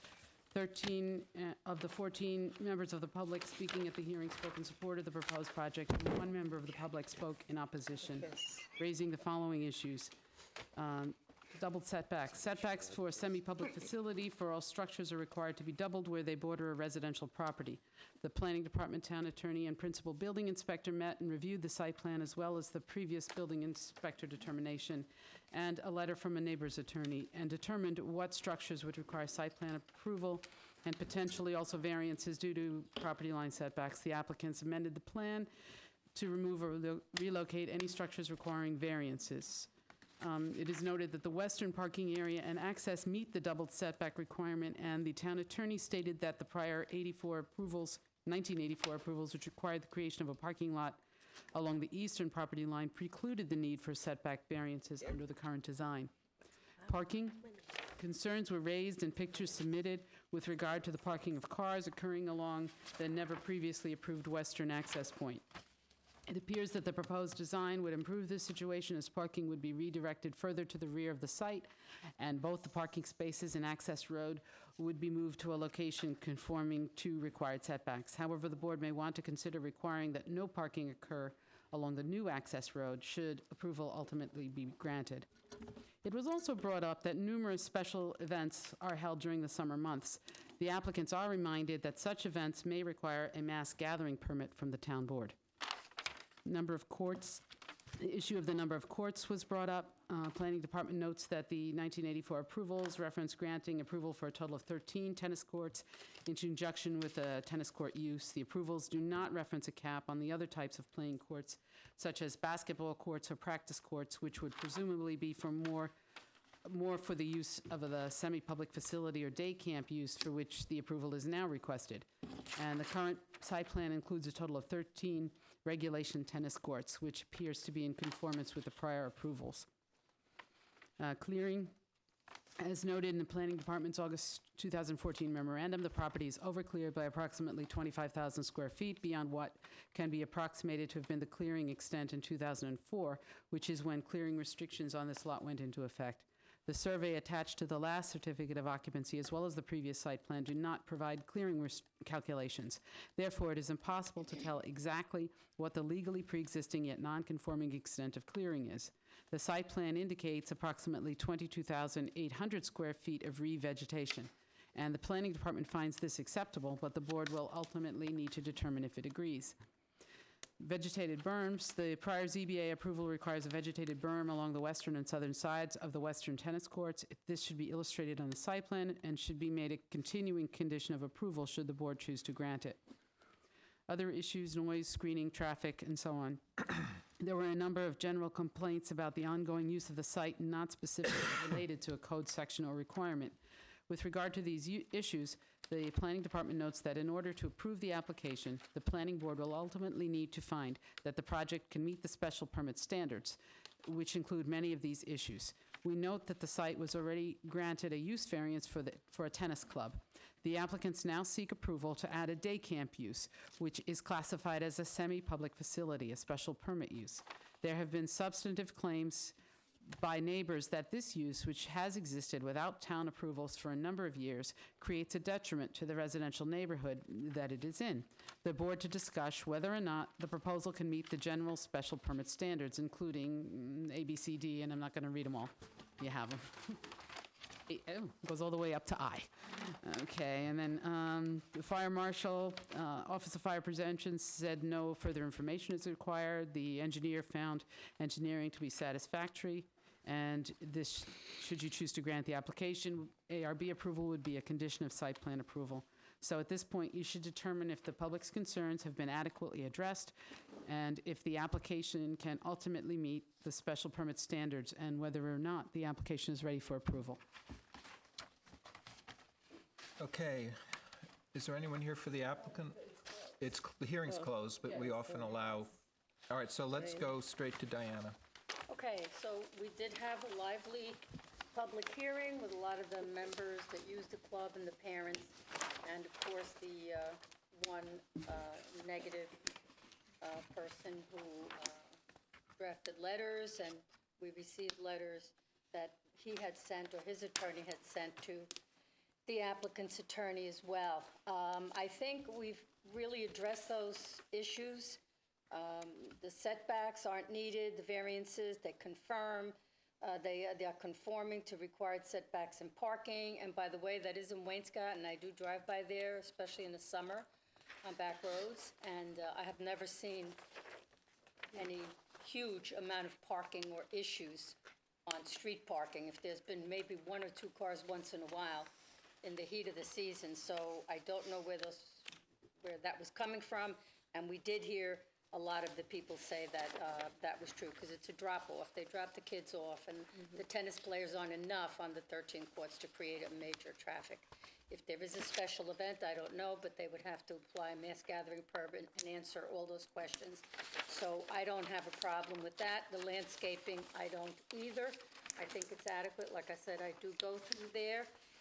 And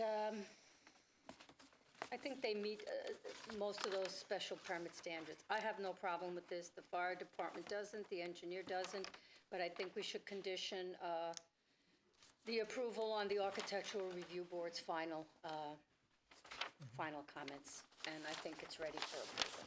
Okay, Kathy? I think that, I mean, most of the comments that we had from the public had to do with how wonderful everyone thought the place was, and that's all terrific. I used to run a summer camp, so I know what it's like to run a summer camp. I know what pick up and drop off is like. It's controlled chaos as 300 cars approach and exit. So it is an intensifying of traffic, but it's in discrete time frames. I think that most of the, the only, my biggest problem with this is that it's in a residential district, and that I think the residents that's there have a right to expect a certain amount of peace and quiet, and I know that a summer camp does not provide that. It's not meant to. It's not the point. I don't think it meets the special permit standards. I don't think it's in harmony with the chapter. I don't think the lot area is sufficient. I think this guy's a great guy. It's nothing against him. I know he's trying to run a good business there. He's trying to be a good neighbor, but this is the 10 pounds of sausage in a 5-pound bag again.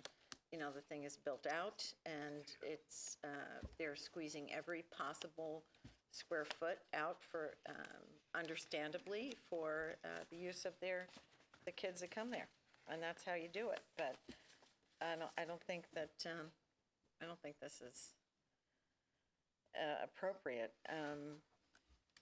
I don't think it. I think it does prevent the orderly and reasonable use of adjacent properties, not in a profound way, but certainly just in a seasonal way at discrete times a day. I don't think it's a suitable location, but the thing is there. Buffering and screening, I think they're making an effort for the buffering and screening. What is, the thing is there. We're not going to remove it, but I think, I think that this is, I just don't think it meets the special permit standards. Okay. Ian? Yeah, I'm certainly sympathetic. I think Kathy brings up some good points, and I've grappled with the special permit myself, and I'm sympathetic to the neighbor who had objections, who lives in the area.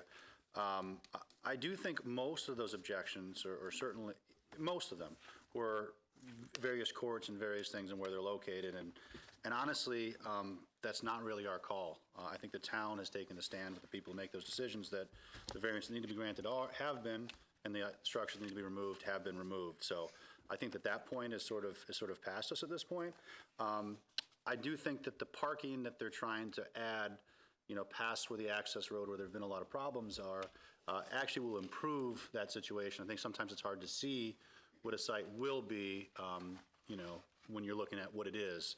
I do think to that point that we have to make it clear that there should be no parking on that access road, because the whole point of creating that back lot is to eliminate that parking problem, which has been a huge part of the objection. So I think that, and I also think the vegetative berm needs to be on the site plan and consistent with the ZBA approvals, previous approvals.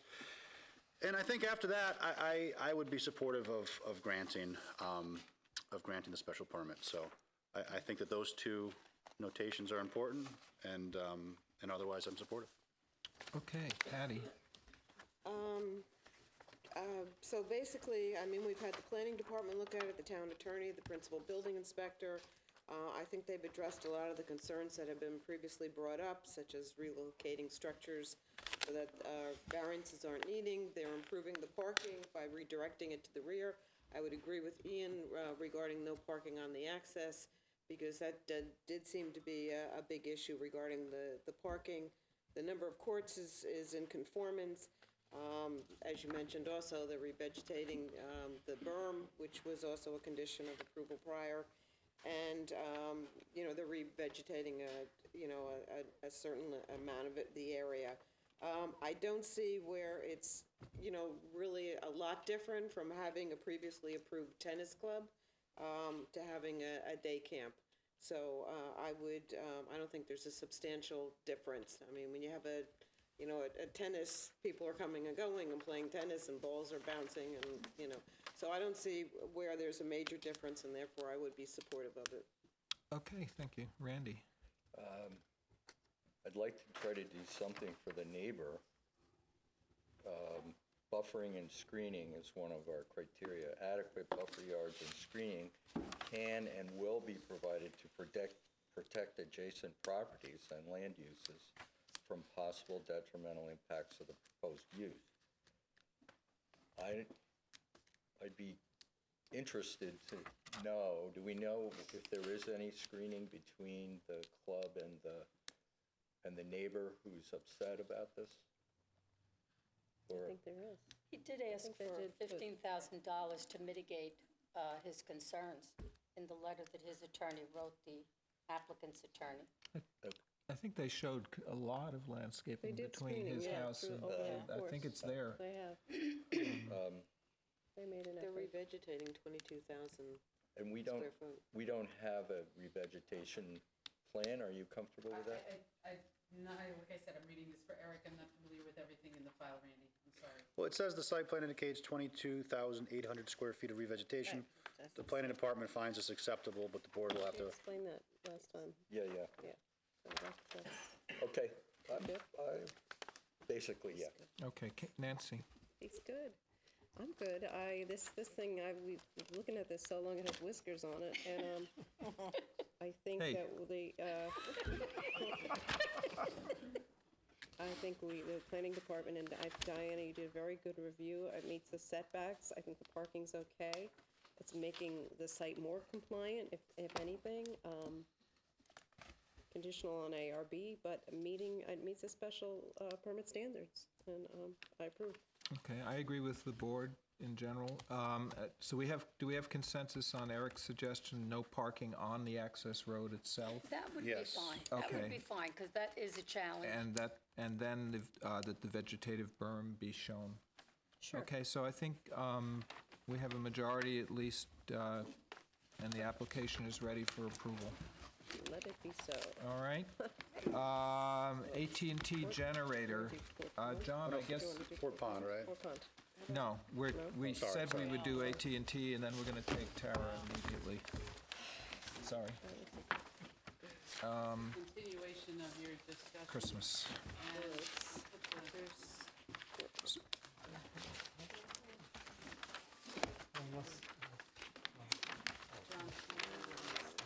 There's that. I also have the aerial if you want that. So this is That was a late memo, yeah. This is a no memo, which On the screen here. We can have all these. is not great. What do you mean it's a no memo?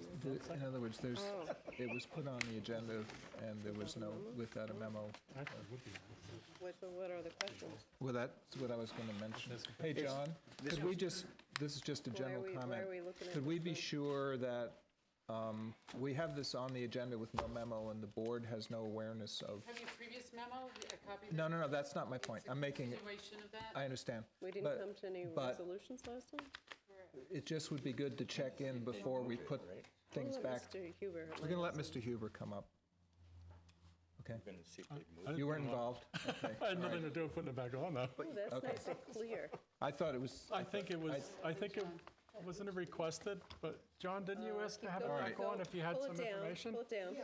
Yeah, I thought that John had said, right, Until it comes up, down. right, and I thought we said we would try to I accommodate know you where to you are, get I'm you back driving up up the here. hill. There it There we is. are. There it is. Let's make it a little bigger. Big round. Is that- oops. Oh, that's good. I think that's good. Yeah, More? more than that? A bit more? All There right. you go. How's that? That's pretty good, Okay. right? Mr. Huber, come on up. No, you, Basically, Nah, we have- did- John had submitted some information about the decibel good. levels. He wants to give you that to okay, discuss that good. now. Have at it. And I'll be quick, I promise. I always Excellent. promise you that. Quick and- is And good. I really mean it when I do. First thing I want to do before I start rolling is, obviously, the board is always trying to get enough information to make, John Huber, attorney for the applicant, thank you for the opportunity to speak. Before I say anything else, Ms. Weir, it's been an honor to appear before Thank you. you. Thank you. Your reputation on Long Island, it goes far beyond just this board. I You're so highly regarded everywhere. Thank you And so it's been a much. privilege for me, so thank you. Thank you. Okay, so if you would, just hand those around. I present that for a number of reasons. Mr. Parsons and I were having a discussion, and I wanted to put some tangibility to what we were talking about. So, what that is it's a document prepared by the Arizona Department of Transportation, and it gives for you a context of the various decibel levels that we're talking about. If there's an extra one, maybe I could just grab it. This is cute. This is what we need, pictures. I like, Noise Show levels, and tell. noise levels for dummies. Yes, exactly. Yeah, we could share. I love it. I might get you. I will, I'm looking at I the love ice it. shoulder. Okay, so this just gives us a little context of the decibel levels that we're talking about. Here are so the last time, one of the things that really, the major thing we didn't discuss is that I had submitted a signed and sealed letter from a New York State professional engineer in which he articulates that the sound attenuation fence that he designed specifically for this location would reduce the decibel levels at this property line to 45 decibels. Segue to this document I just handed up. As you can see, at 40 decibels, that's the equivalent of a library. So for a moment, I'll stop speaking, and we'll assume that we're all in a library reading, studying, doing homework. isn't the library at 35, though? Now that you've armed us with this chart. I have to allow the document to speak for itself. You know, if the... So, Go ahead. just a moment of silence. That's a library, 45 decibels. So, these are the points I wanted to make. And again, Ms. Keeshan always asks poignant, intelligent questions. I don't say that to be patronizing. She had raised the point, perhaps we could relocate the generator Still feel that. from here over to here. There's a gentleman, Michael Catanzaro, who's the chief of construction supervising for the Suffolk County Water Authority. Talented professional, well experienced. He indicated to us that we need to maintain a radius here for the following reason. The tank undergoes periodic maintenance, during which there may be shrouding, there may be scaffolding. This is 30 feet from the face of the tank over here to AT&T's, the face of AT&T's generator, equipment shelter. We have very little wiggle room to relocate the generator to that location. The space needs to remain largely unobstructed in order to accommodate the apparatus and vehicles required for water tank maintenance. Moreover, the limited space does not allow for safe distance between a generator and the shelter itself. The shelter is covered in cedar shakes with a 1-foot overhanging roof. This would allow for only about 1 foot of clearance between the shelter itself and the generator. So it really renders that locating the generator here. But my point was, what about anywhere else on this? A huge amount of property So there. thank you. So other locations at this property, Yeah. as you can see, it's vegetated. Yep. Other locations here would be too far from the existing shelter. The property is sloping, and other locations would likely require additional clearing of the vegetation at the site. And I think good planning would dictate we want to preserve the vegetation. As proposed, the sound attenuating fence, sound levels at the nearest property line 23 feet away would be 45 decibels, which is equivalent of sound levels within a library, and I've handed up the chart. Our proposal is compliant with the town's noise code provisions, Chapter 185-3, particularly paragraph A2A, which limits noise from 7 p.m. to 7 a.m. to 50 decibels, which is louder than what we're proposing.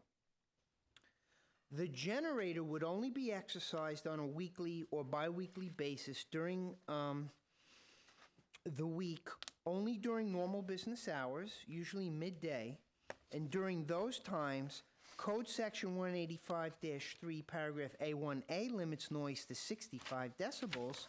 AT&T's proposal would be 20 decibels quieter than the code would allow.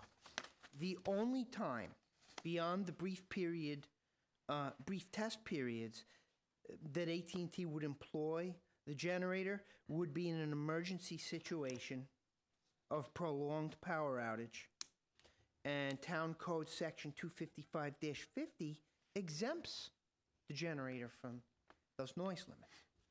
So, in summary, there really is no identifiable reason why the application should not be approved as proposed.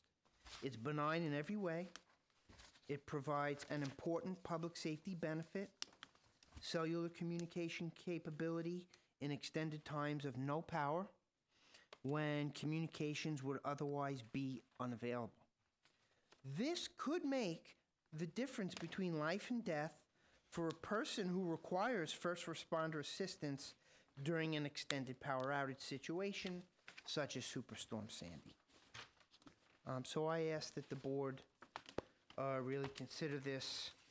And again, really the questions that we had on the table last week that were sort of postponed, so the board had a chance to look at that letter that I submitted.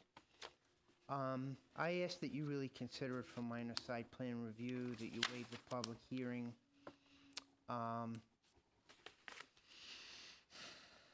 And that you put it on for a resolution approving it. I also, as a side note, I researched this. It's privately owned. It's a half an acre parcel.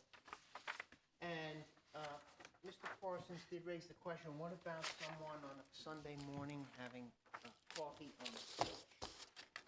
The and again, I don't mean to be facetious. No, I appreciate that you were listening. I care. I want you to know that. 25 decibels on the porch, which, if you take a look at the chart, that's a whisper. So, thank you again. All right, thank you. So actually, the question, Mr. Huber has come back with the information, and the question on the memo, which I think I will throw out there, then I'll go to you, Nancy. Any additional information demonstrating compliance with Section 185 of the town noise code or relocation of the generator required at this time? So I think the question for the board will be, is the board comfortable? And we have the option to waive a public hearing if we choose. So Nancy, what's your thought on everything here? On everything. Life We haven't is got enough general. time, let me tell you. At the As party. always, Mr. Huber, you were most eloquent and a real gentleman. But what concerns me is not, and never was, the sound. It's just this lot next door, and I think it's a shed, but it's more development right next to the property line, and it's not when the neighbor gets up. Right? You're right. Property line is Yeah, it's probably not accurate. yeah. accurate. Let me get you the real one on the side. Yeah, but it's 20 feet. It's 20 feet. It's not right on the property line. but- No, okay, yeah. 'cause When- it's- when it's on the somebody- aerial, it looks like it's right on it. God but- willing, if someone builds a house, it's not that the sound, but you could get up with your coffee and all of a sudden you have 5 million sheds in front of you. And I just think if there was any other way to, it just seems unfair to heap development there. And so I wouldn't approve the location. And if I did, at the very least, I would want a hearing so that the person that owns that lot is notified. So if he has any issue with it, he has an opportunity to speak up. Okay, Diana? Yeah, I get it. I can see that the way everything is placed that has been built around the tower is kind of around a perimeter area. So that explanation about the tower being shielded, when it needs to be cleaned or painted, I get that now, because it was kind of weird that everything is around that edge. So I see what Nancy is talking about. I don't have a problem with the noise, because obviously it won't be a noise issue. And I guess I feel maybe we should have a public hearing, as Nancy said, because of that property owner. Okay, Kathy? I agree with Nancy. Okay, Ian? Yeah, I don't have a problem with the noise. I think you've demonstrated it's code compliant, which I think has to be our standard. I understand why we'd want to have a public hearing, and I guess I wouldn't fight it necessarily, but I don't know what could come up that would make me deny the application. You don't have a setback issue. We've waived them before for other applications, modifications at this exact site, so not going to dig my heels in, but I don't think we need a public hearing. Okay, Patty? The question I had about the noise level, we were supplied with information from an engineering company, so that basically answers that question. However, I would like a public hearing because it is next to the neighbors, and I think they should be given an opportunity. Randy? So I'm wondering how Mr. Hoover, thank you very much for your attention to detail. Appreciate it. I'm wondering, since you've got 23 feet there, I'm just wondering if, and this may be asking too much, but that if the fence and maybe some evergreens along that property line, I don't know if your client would think that's too much, but maybe a little more screening. I'd certainly be happy to take it back. The only question is, this is already densely vegetated. Okay. Yeah, there's So, And that was part of, we don't want to Yes, the big sign, but it is already densely vegetated here, so, okay, I should go take a look at it. Okay, Thanks. thank you. Hearing and no hearing. I'll go, Nancy wants a hearing, Nancy gets a hearing. Oh, thanks. All right, so I'm satisfied with everything that was brought in.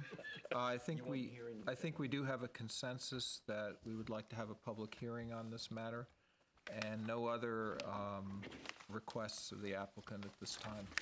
So we'll get that scheduled in the next meeting. thank you. Okay? Yeah, Thank so, you. If I may, just one final thing. I discussed this extensively with my client before I came tonight to line up the logistics. I did explain to them I anticipated the board would likely request a hearing. So if you would, please schedule it. I will convey that to AT&T, and if they decide for some reason they don't want to go forward, I'll let the board know, and we could withdraw the application. Sounds good. I would recommend to them we proceed. I don't anticipate any substantial opposition to this, so thank you for your consideration. I appreciate Okay. All right, we will do that at the Night. next meeting. Get home safe. it. January 10th, correct? Yes. Thank you. Fort Pond native plants, and I apologize for, frankly, next time we do something like that, we'll have to poll all the other applicants and see how they feel. But, This Tara's up. Tara's up. You're up. Alrighty. This is the site plan, I also have the I think it's the elevation. word that you line up. Okay, the applicants have submitted a detailed narrative stating that the use of the proposed additions to the garden center building will be for an office and a conference room to be used in conjunction with the existing business, and you should determine if this is acceptable. Parking, the board had previously requested that the parking spaces be delineated in some manner, and the site plan indicates that cobblestones along the sides and curbstones at the head of the parking spaces are proposed, and you should determine if that's acceptable. Drainage calculations have been provided, and it appears, based upon this information, that the existing 3 on-site dry wells have adequate capacity to handle any storm water runoff from the proposed additions. Engineer had previously had issues with regarding parking, drainage, and ADA accessibility, and I don't have his memo right here to read. Lighting. Thank you. Okay. Is this the new one? Tom says items 1 and 2 from his previous memorandum have been addressed. He finds both items to be satisfactory. The details to the ADA parking shown on the Walsh survey are incorrect, and more details need to be provided. Drainage calculations have found to be satisfactory, so the engineering elements are not satisfactory due to the missing details of the ADA parking space. Lighting has been amended to include a proposed exterior wall-mounted light fixture. The submitted details do not verify that the fixture is fully shielded, and I believe we got a letter today from Tara correcting the lighting, saying that it will be fully shielded and that it will comply with the color temperature. And let's see, the ARB comments are pending, and the applicant needs to submit the separate application to the ARB to get their approval. And so with the engineers' corrections to the ADA, then they will be, it looks like they'll be complete and ready to be scheduled for hearing. Thank you, Marguerite. For the applicant?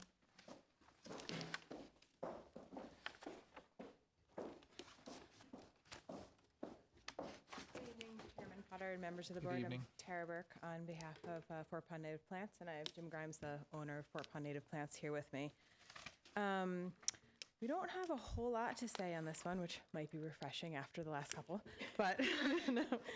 With respect to the lighting, I did submit some information on Monday, just with it was a letter from the manufacturer ensuring that it'll be fully shielded and how they go about doing that.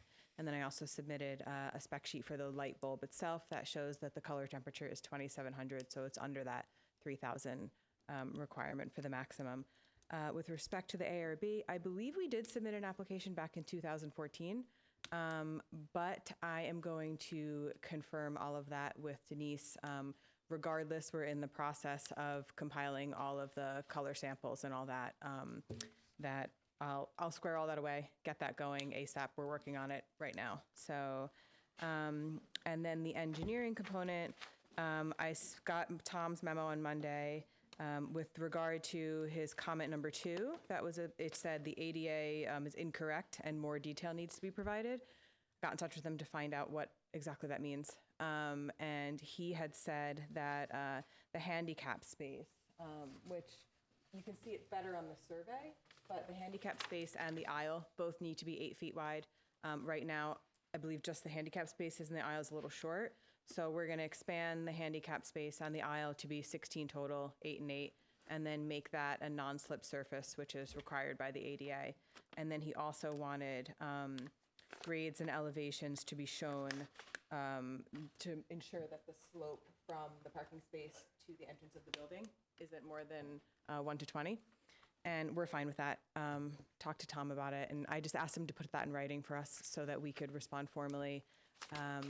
But if you're comfortable with it, we'd request that you schedule the public hearing and that we'll get that information into Tom.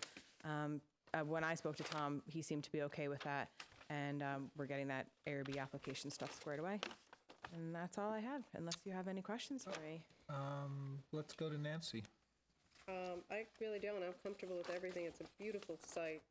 Everything is first class, and I could see where you would need some room with your offices and whatnot. So I'd be, you know, who's going to do your landscaping? Yeah. Do we need a plan? I think everything's fine. I'd schedule a public hearing.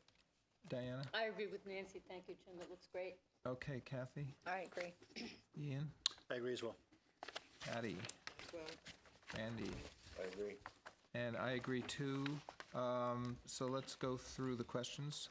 The board finds the narrative acceptable. The proposed parking delineation is acceptable. The lighting information has been provided. Application is ready to be scheduled for a public hearing, so we'll do that at the next meeting. Parking delineation is what she has to fix. Yes. For the ADA, For the, yes. well, the question, Have that in so we could schedule. we'll have it in by the time you schedule it. But just to clarify, I think Eric's question had more to do with the delineation of the parking spaces, because at the last meeting, you wanted us to do the curbing at the top, because you wanted to keep it gravel, but to have some sort of That's right. delineation. Right. So there's 2 parking delineation issues. Right. Have you addressed them both? Yes. Good. All right, so you're good to go. Thank you. Okay, now, do you care? We got 3 left. Crystal Muse is here. We'll do Crystal Muse. What's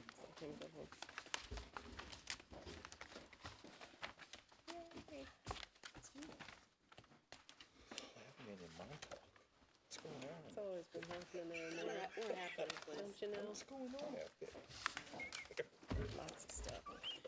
Just to remind you all, this is, was an application for a phase site plan, and in reviewing it, we realized that there's fencing up that was erected that also requires site plan approval, so we wanted to fold it into the modification request. So we asked the applicant to show it on the site plan, and this plan was submitted. And they subsequently advised that the essentially deer fencing on these sides was not their fencing. And then there's, this fencing here was added to the middle. And so they have stated that that fencing was not put up by them, and they removed it from the current site plan. So we have ARB approval for this portion and this portion, and then it continues on through the middle. And the applicant submitted a letter to the file stating that it was not their fence. So if it's not their fence, it must have been put up. Only other logical person to do that would have been the adjoining property owner, which is the East Hampton house. So the East Hampton house then is going to be, should be pursuing approval for that fencing, and they will need probably site plan and ARB approval also. So with that, with the modification of the revision to the site plan, it appears to be ready for approval of the modification. Thank you. Did you want to address this? Please come up. Hi, Jeffrey Farish on behalf of Crystal Muse. As Joanne said, last time we were asked to remove the fencing that's not ours from the drawings. We did that. We submitted it. We also were then asked to have a letter submitted by the applicant stating that wasn't his fence. We did that also. So I'm here to answer any other questions you may have. Okay. I'm just wondering whose property is the fence on? Or is it right on the line? On the line. It's on the line primarily. So it's all cleaned up. All right, so that's a very strange thing, but let's, if you have no other comments, we will go to Patty. This is considered Amagansett. Yes. Okay. So, Joanne, the deer fence, do they have approval for that, or? There don't It's appear not to be any their fault. approvals for that, no. So who put that up? Someone else, I don't know. I mean, It would be, appear to be the other, if it's not this property owner and it's on the property line, it would appear that it would have to be the owners of the adjoining properties. Okay, and the second question I have, John, is for you, is that the letter we got was not signed, so legally, is that an issue or not? Well, I think they're here representing that they're confirming its contents, so I think it's fine. That's, Yeah. okay, just wanted to make sure we were dotting the i's. okay. That's All right, it. Diana? I have no problem with this. Okay, Kathy? It is peculiar, but if, Well, could I I suggest, don't think we have what, yeah, I'm sorry. anything I- further to add. What we suggested at the pre-meeting, because particularly on that western side where you have a fence that's all the same kind of fence, and the applicant has built two ends, and it's not clear who's built the middle, and the suggestion was that the planning department would write a note to code enforcement and ask them to see if they can find out what the story is on the middle fence, because it should be part of the site plan, but it apparently was built of the same material by a different neighbor. So we can move this ahead, but it should probably be resolved. Ian? I support the application. Patty, you spoke. Randy? That's it, the fence is the only issue, right? Yeah. Yeah, okay. I'm fine. Okay, I have Nancy? nothing to add. And I have nothing to add either, so I think it's ready for approval. Okay. Thank you. Thank you. Life storage.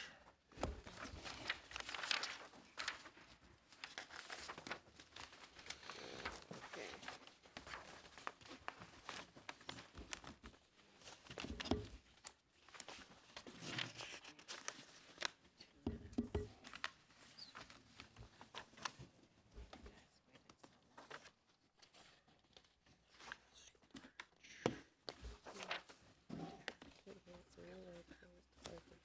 Believe me, I understand. I felt sorry for Tara. When I had back as kids.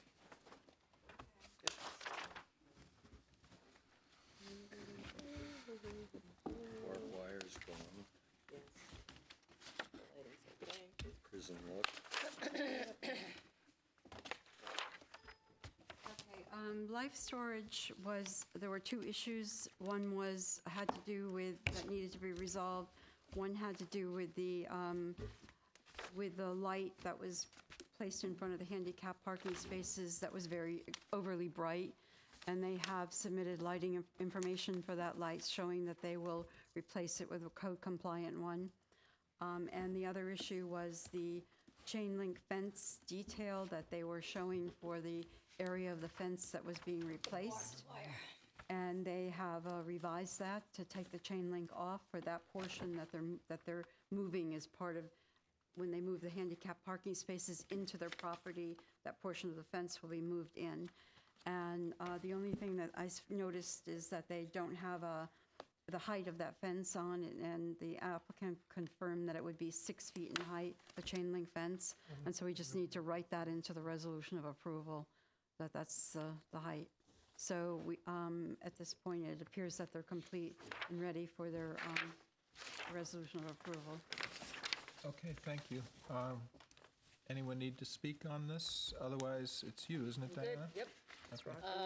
This is ready to go to public hearing.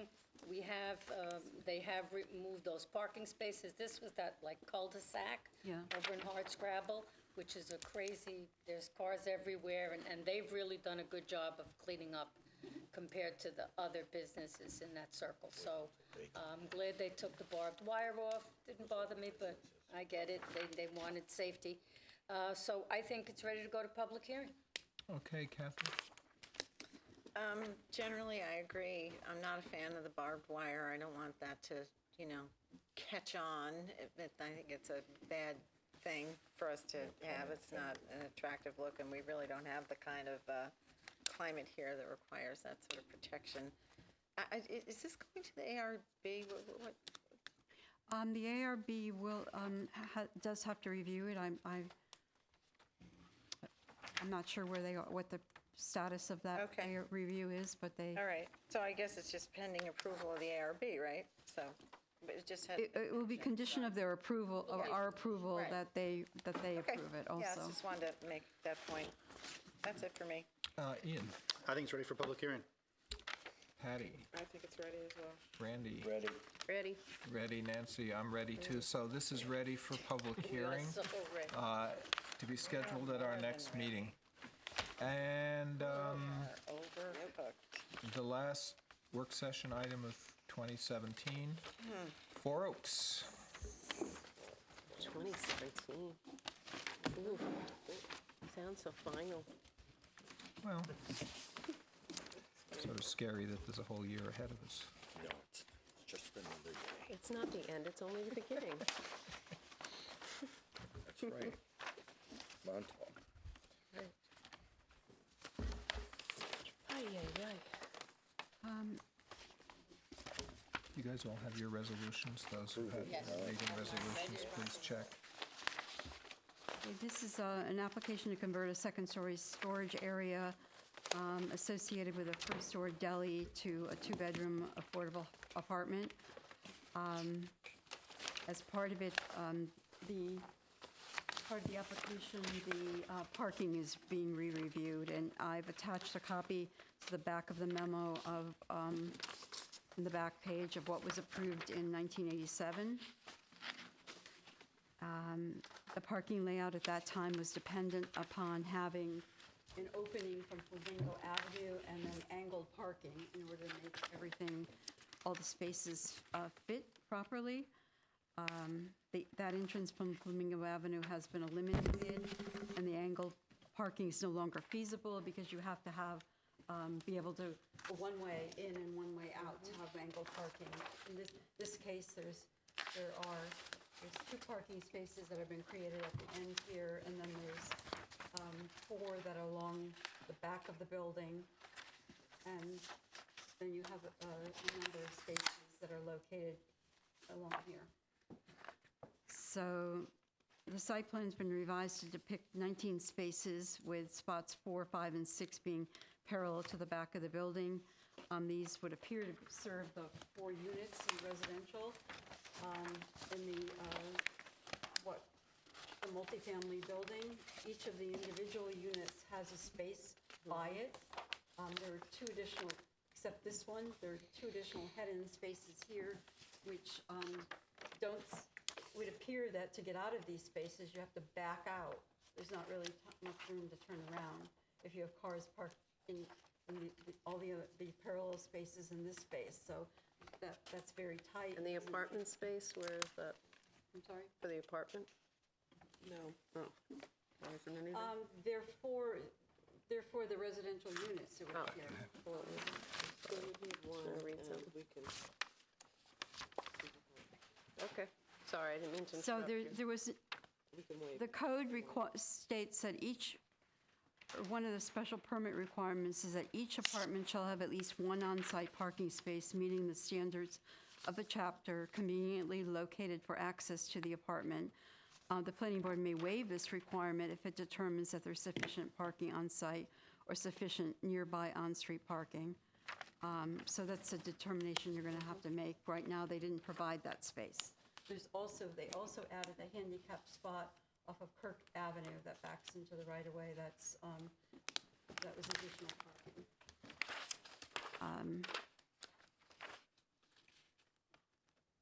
Sanitary calculations have been added to the site plan that indicate that under the health department standards, the site is entitled to a sanitary density flow of 434 gallons per day, and that the actual flow from the project is 2,087 gallons per day, including the 225 gallons being added for the subject apartment.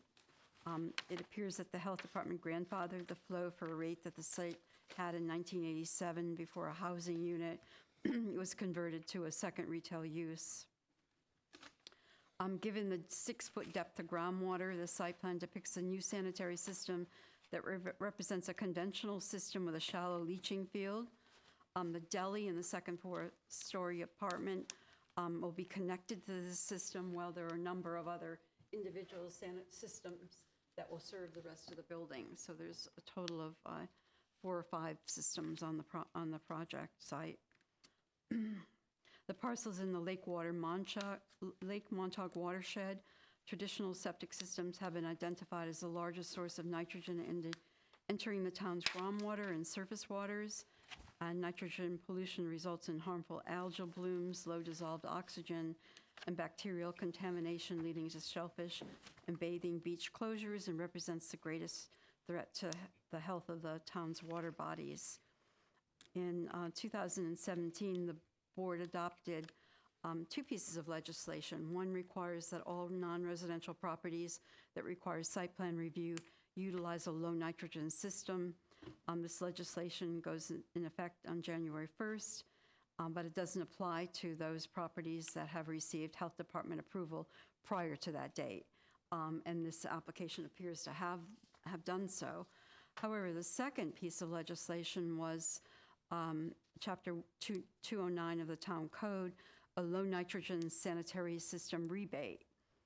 And it applies to non-residential properties and certain residential properties that are located in what was defined as a water protection district, which is defined essentially as being in the Harbor Protection Overlay District or other priority areas that include the Lake Montauk dock area. And there's a map created also that shows where those areas are, and that includes this property. So what it means is that they're eligible for a rebate that covers the cost of the equipment, labor, materials, and excavation, up to a maximum of $16,000. And it provides for, as long as they put in a low nitrogen sanitary system, which is currently being defined as those that reduce nitrogen to 19 milligrams or less. There are, the health department has several larger systems that are on the books that are low nitrogen, that are approved, that are designed for flows of 1,000 to 15,000 gallons per day. This system, the flow from the apartment and the retail store is approximately 500 gallons per day. And there are 4 systems that have been approved and are provisionally, and that the health department is approving, that are for flows of 1,000 gallons per day or less. The primary use of them is residential, but it's our understanding that the health department is allowing them to be used for small commercial sites with small flows like this. This would also need a grease trap, but the grease trap is always put on a sanitary system before it gets to the septic tanks. So it may be that this is one of these systems can be retrofitted to have a grease trap, and I have a call in to the health department that I haven't gotten a return on yet to verify that, but it may be that rather than going with this system, that they can do one of these other smaller systems and be eligible for the rebate and to protect our groundwater. They also included some landscaping on the plan. There's 2 linden trees proposed on the sides of the handicap spot, and there was a prior approval that required some evergreen landscaping along this corner of the site that was removed, and it required that they resubmit a landscaping plan should that be eliminated. And now they're proposing privet in these 3 groups of red lines here. So you should decide if that's appropriate. And we asked for a lighting plan. They gave us a lighting plan that shows 16 wall packs mounted on the various buildings, 1 at the front of each door at a height of about 6 feet, and then 1 on for the second-story apartment that's 14 feet. And then there are 3 wall packs that are on 6.5-foot high poles. The fixture complies with the board's lighting policy and the town code. They also have recessed hi-hats located on the overhang of the deli here that appear to be meet your code. And they also have 3 gooseneck lights that are above the deck on the second commercial building. So but we need additional information. All the lights are proposed to be operated on manual switches, and the buildings are largely residential. It's been the board's policy to use manual switches as a method of control for residential uses. Where manual switches have been used for commercial businesses, it's been the board's policy to restrict the lighting to the hours of operation and to have that specified in the lighting key. In the alternative, the key has also indicated that the lights will be turned off no later than 1 hour after the close of business. The key to the lighting plan should include the bulb types of the various fixtures, and the manufacturer's specification sheets should be submitted for the gooseneck lights. And the floor plans that were submitted need to be signed and stamped by a licensed professional. And then we have comments from the town engineer. His comments are, the applicant will need to hire a registered architect or professional engineer. The entire site is covered with gravel parking. The parking approved by the planning board on the approved site plan and from 1984 is not being complied with. The proposed parking layout on the current plan does not meet the East Hampton Town Code. This will need to be discussed with the applicant. And he's referring to the fact that you don't have a turnaround space really for these 2 spaces here. And this end space could be a little bit tight getting into if you have people parked on either side of it. So, It looks a little tight. 1 van accessible parking space has been proposed, as well as a new walkway, which he found to be satisfactory right here. Then he also comments that there appears to be very little stormwater abatement. There are 2 existing dry wells located at the southeast corner of the property. Stormwater from this site travels underground and towards Lake Montauk. The planning board should discuss asking for stormwater devices to assist in reducing the stormwater runoff. Thanks, Joanne. Okay, thank you. Mr. Bennett?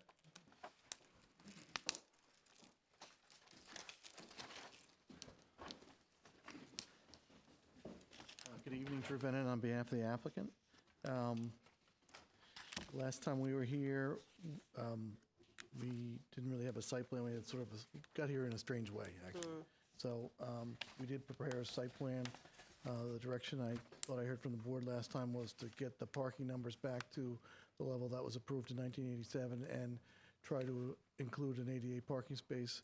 So we did get back to the 1987 levels. I've been to the site several times, and the parking layout that we propose is basically how they use the facility now.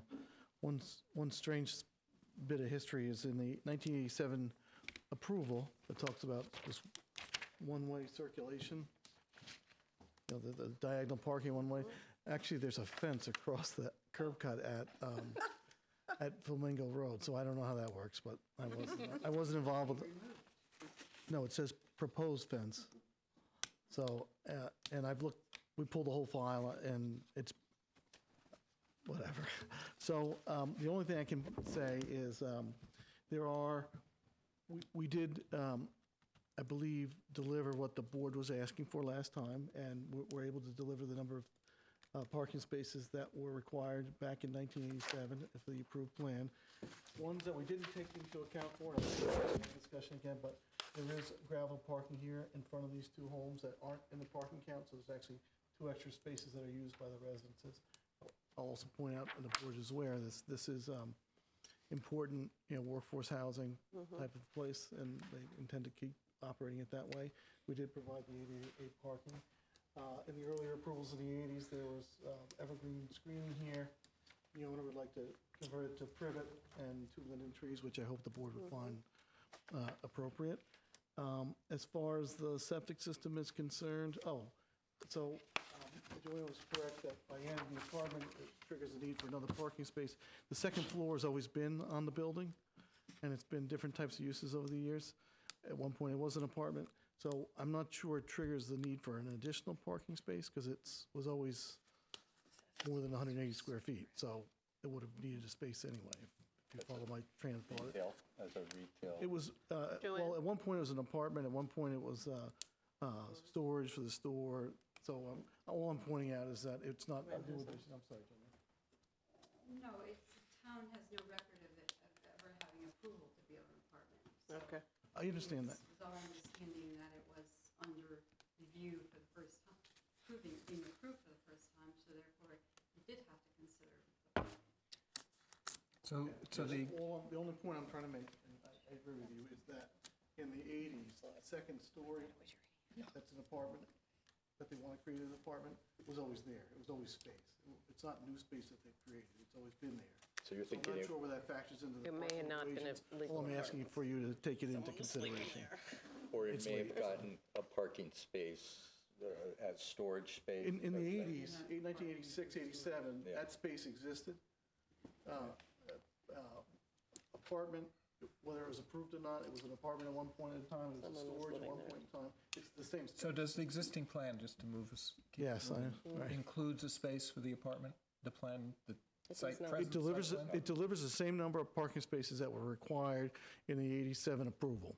But now we're The here. planning department has pointed out, well, maybe you need to have an extra space for the apartment, and all I'm saying is two things. One is that that space was already there, whatever the use was, and The apartment probably. space or a parking space? The building, the second floor on the story. building that we're talking about Yeah, was you said there, space, I was. and whatever it was used for should have been factored into the parking calculations in the mid-'80s. In 87. And nothing is described for that space and that No. approval at that time? But now it is, Not so that I we do can, need- Right. not that I can see. So all I'm saying is take that into consideration. And in addition to that, there are two other spaces that are bluestone in front of these And what houses about So- the septic? that aren't part of the Just one more calculation. question on the parking. There is? Right here, Joanne, there's two spaces here that they have a bluestone. Here, these two? There's two here, and there's also here. You'll see here it In the says, street right away, okay. yep. Would you address, I won't though, go that- there, but, yeah.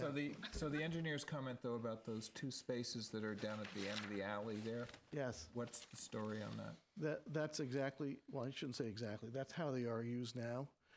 And I've been there several times during, different times of the day. And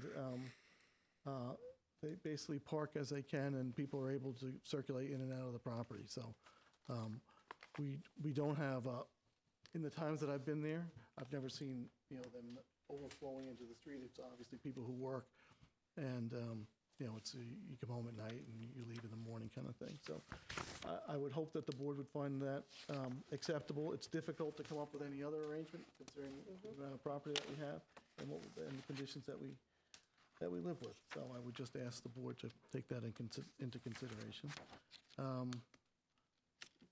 As far as the septic is concerned, so the design flow rate for this outfall is a little over 1,000 gallons a day. And we do have a health department approval for it in hand. And the owner is anxious to, kind of move on and operate her business. And I will bring back to her the grant, the $16,000. And I think that's very generous on the part of the town. The cost of it for that size of system is considerably larger than that. And I won't go into that right now, so. Is there room for one? Maybe. Maybe. So, according to the rules that we're working with, and it's our duty to follow the rules, we have a permit in hand for the health department for the approved flow. I'll take back to the owner whether she wants to consider the rebate at this point in time. As far as the lighting is concerned, we'll get a cut sheet for the gooseneck lights. They are LED bulbs. It does say that somewhere on the plan. The trees are, Ask a question about the lighting. There's Yeah. existing lighting on these buildings now, there's existing built lighting on these buildings now, yes. and it's not compliant with the code? Correct. Okay. Much of it is not, so they have to retrofit it, which is a expense. a bummer, right? So, but I mean, it is what it is, so we're trying to Okay. conform. And, the tree diameter for the lindens are probably on the order of, 3-inch diameter at breast height, EBA, I think they call it, so. And I've sort of lost my track of thought, or my train of thought, because of the hour. Are there any other questions, or? Oh, Yeah, I stormwater. didn't actually have a chance to see Mr. Tallinger's memo. So give me the opportunity to follow up with him and see what solutions we can come up with. We have to square away the architectural plans, so we owe you that at least. So let me, I guess give me, maybe stay there and we'll go around, right? Yeah, that's fine. Yeah, okay. Okay, Nancy, why don't you kick it off? I mean, I applaud the applicant for getting everything legalized down here. There is a lot going on, but more of a lot going on for 2 months of the year. It's tight, but you've made the parking happen to the best you could do. So I'm okay with that, and I'd be willing to waive that spot to, in the effort to move things along. I think you're trying to do the right thing here. Right. I think the landscaping is fine. Again, you've got so many constraints. You're doing the best you can. Just going through the questions here. The lighting, too. Again, everything's becoming more conforming and legal. You're going to give us the floor plans signed and stamped. And it looks like a lot, but I think you're on the right track, and you're giving us everything you asked for. So you're going to follow up on Tom's memo, yes. and then we'll see you in the next roundabout. Okay, Diana, I agree with Nancy. Kathy? Well, I have some concerns about the septic, even though I understand you're grandfathered, and if because you're in a high priority area for the low nitrogen systems, I would ask you to investigate that. I know you've offered that you will, and I think there are, that drawing some kind of making any other kind of mitigation you can offer if it turns out that plan doesn't work for your applicant. If you can think of a reactive barrier, perhaps on, I don't know which direction that is, Basically northeast. yeah, on that side, to help with the drainage, because it's in the lake watershed there. And I know you're going to meet with Tom about the stormwater runoff, but that's all part of the same package. It's all part of the same concern. We've got the septic and the stormwater runoff, and so I think those are two really big pieces of the puzzle that I would have to see a little more information about before I could feel comfortable going on. But thank you for working with him, and look forward to hearing from you next time. Okay, thank you. Ian? Yeah, like everybody else said, there's a lot going on at the site. I think everybody supports the idea of an affordable apartment. Parking is an issue. I think that you talking to the town engineer and working out to make sure that it's either code compliant or at least practical, a design that's going to make sense and work. I know you're saying they're using it that way now and it's functioning, but it sounds a little iffy. We do have the right to waive. I know you're kind of beating around the bush about those 2 spaces that are probably in the public right-of-way, but we do have the right to waive the space if there's ample parking around. So if you demonstrate there's parking in the right-of-way that serves those units, I think that we have good reason to make that waiver. But the overall site, I think, does have to flow and function. So I think you got a little work to do there. I agree about the wastewater. It'd be great if you could fit a better system in there. Be even better if you could do it with that rebate. I know it probably costs more than that, but I think definitely worth looking into. And then drainage. I mean, we look at drainage all the time. I know there's not new structures here, but it's a problem in the area, and I would love to see something for you to do to contain your stormwater. Patty? I don't think I have really anything to add. I'm pretty much in agreement with Ian. Address whatever Tom's concerns are and take a harder look at that. Okay, Randy? I agree. I don't have a problem with anything except I think I would vote against the second floor apartment, not because we don't need housing, we all know we do, but because we've got another pre-existing situation where there's as people say, there's a lot going on here. I don't know if these are seasonal, these are year-round now. Yeah. Huh? So we have year-round, the site is, so I would say I wouldn't support putting more wastewater flow on this site, but everything else is, I agree with everybody else. Okay, I think that my only focus really at this point is the septic. There's a serious shortage of year-round workforce housing in Montauk, partly because of the redevelopment of motels and so forth. We're actually going backward in terms of housing availability. So I think this is an important site, and in that perspective, I think adding an apartment is good.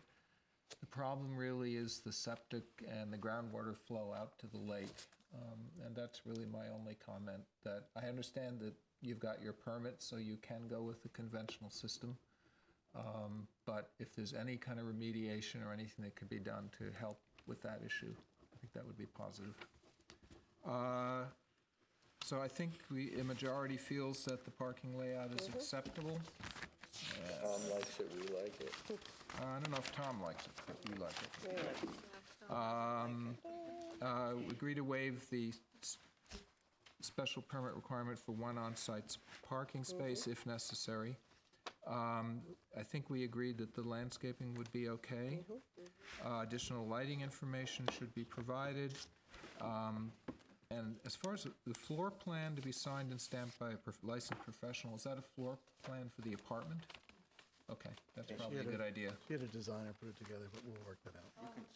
Yeah, we'll figure it out. Wasn't really a question considering the sanitary system, maybe if they're not going to go with the rebate, maybe we did speak with the Kim Shaw, Natural Resources Director, and she was recommending consideration of doing a Reactive barrier? Reactive barrier. if they're going to go with the conventional system. Right. That would help reduce some of the nitrogen flowing towards the lake. Right. So maybe they should. So put that on your list to think about. Okay, all right. And I'm glad you brought that up, Joanne. So on January 10th, this is for the board, Kim Shaw is going to come in with Melissa Winslow from the department and talk to us about the new rules and what the county is offering and what's available. So we begin to get some handle on, we don't want to be asking people to do things that We don't don't understand. exist. Well, we don't understand. At one point, somebody from the county was going to come in. Is that happening or no? I think we get not immediately. I mean, we had, what we really need right now is natural resources. Let's get them in January and then see if we need the county. There wasn't clarity at that one meeting, though. No, I know there is not clarity.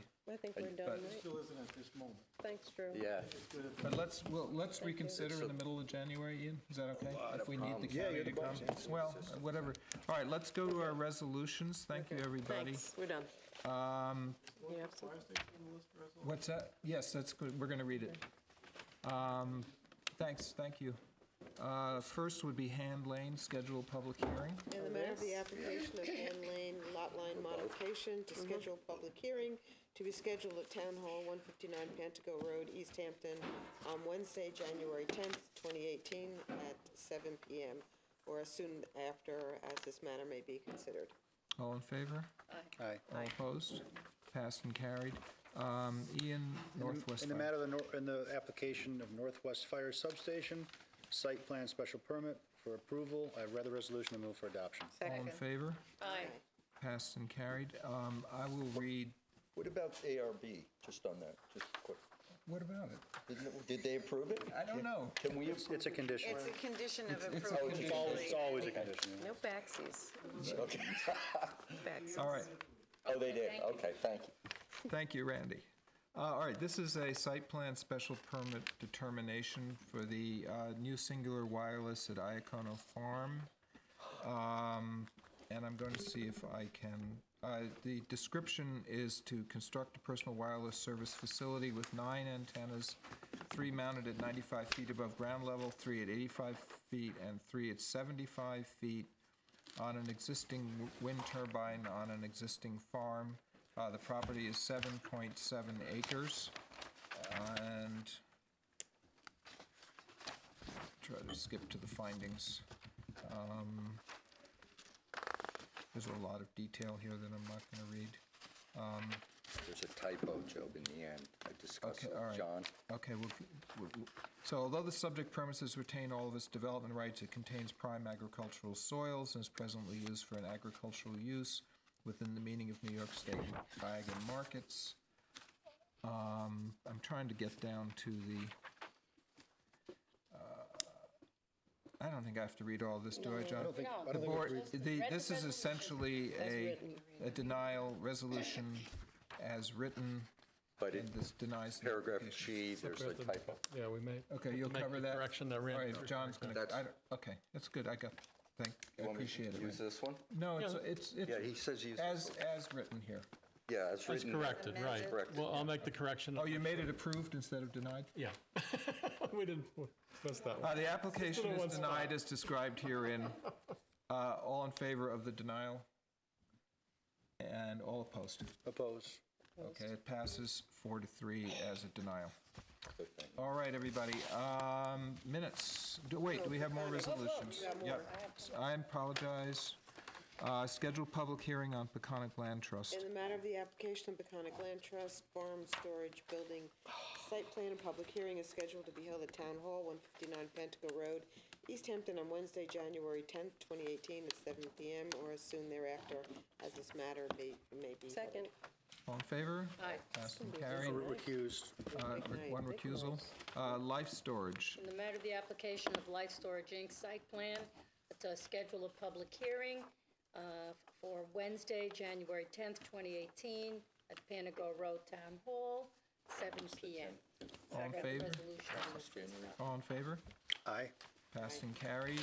Adoption of the Oh, minutes. stunning, Opposed. stunning. And Second. And just to keep you here a little longer, I want to thank all of you. It's the end of my first year as chair. You've been a great help. done a great Every job. member, Jody, Good job, thank you. Job. Here, John, and the planners, A lot of thank you all. extra work. Just motion to No, adjourn. I abstain on the minutes just for, or just because I wasn't here. Just- we didn't- Okay. Oh, let me make the motion to adjourn, okay?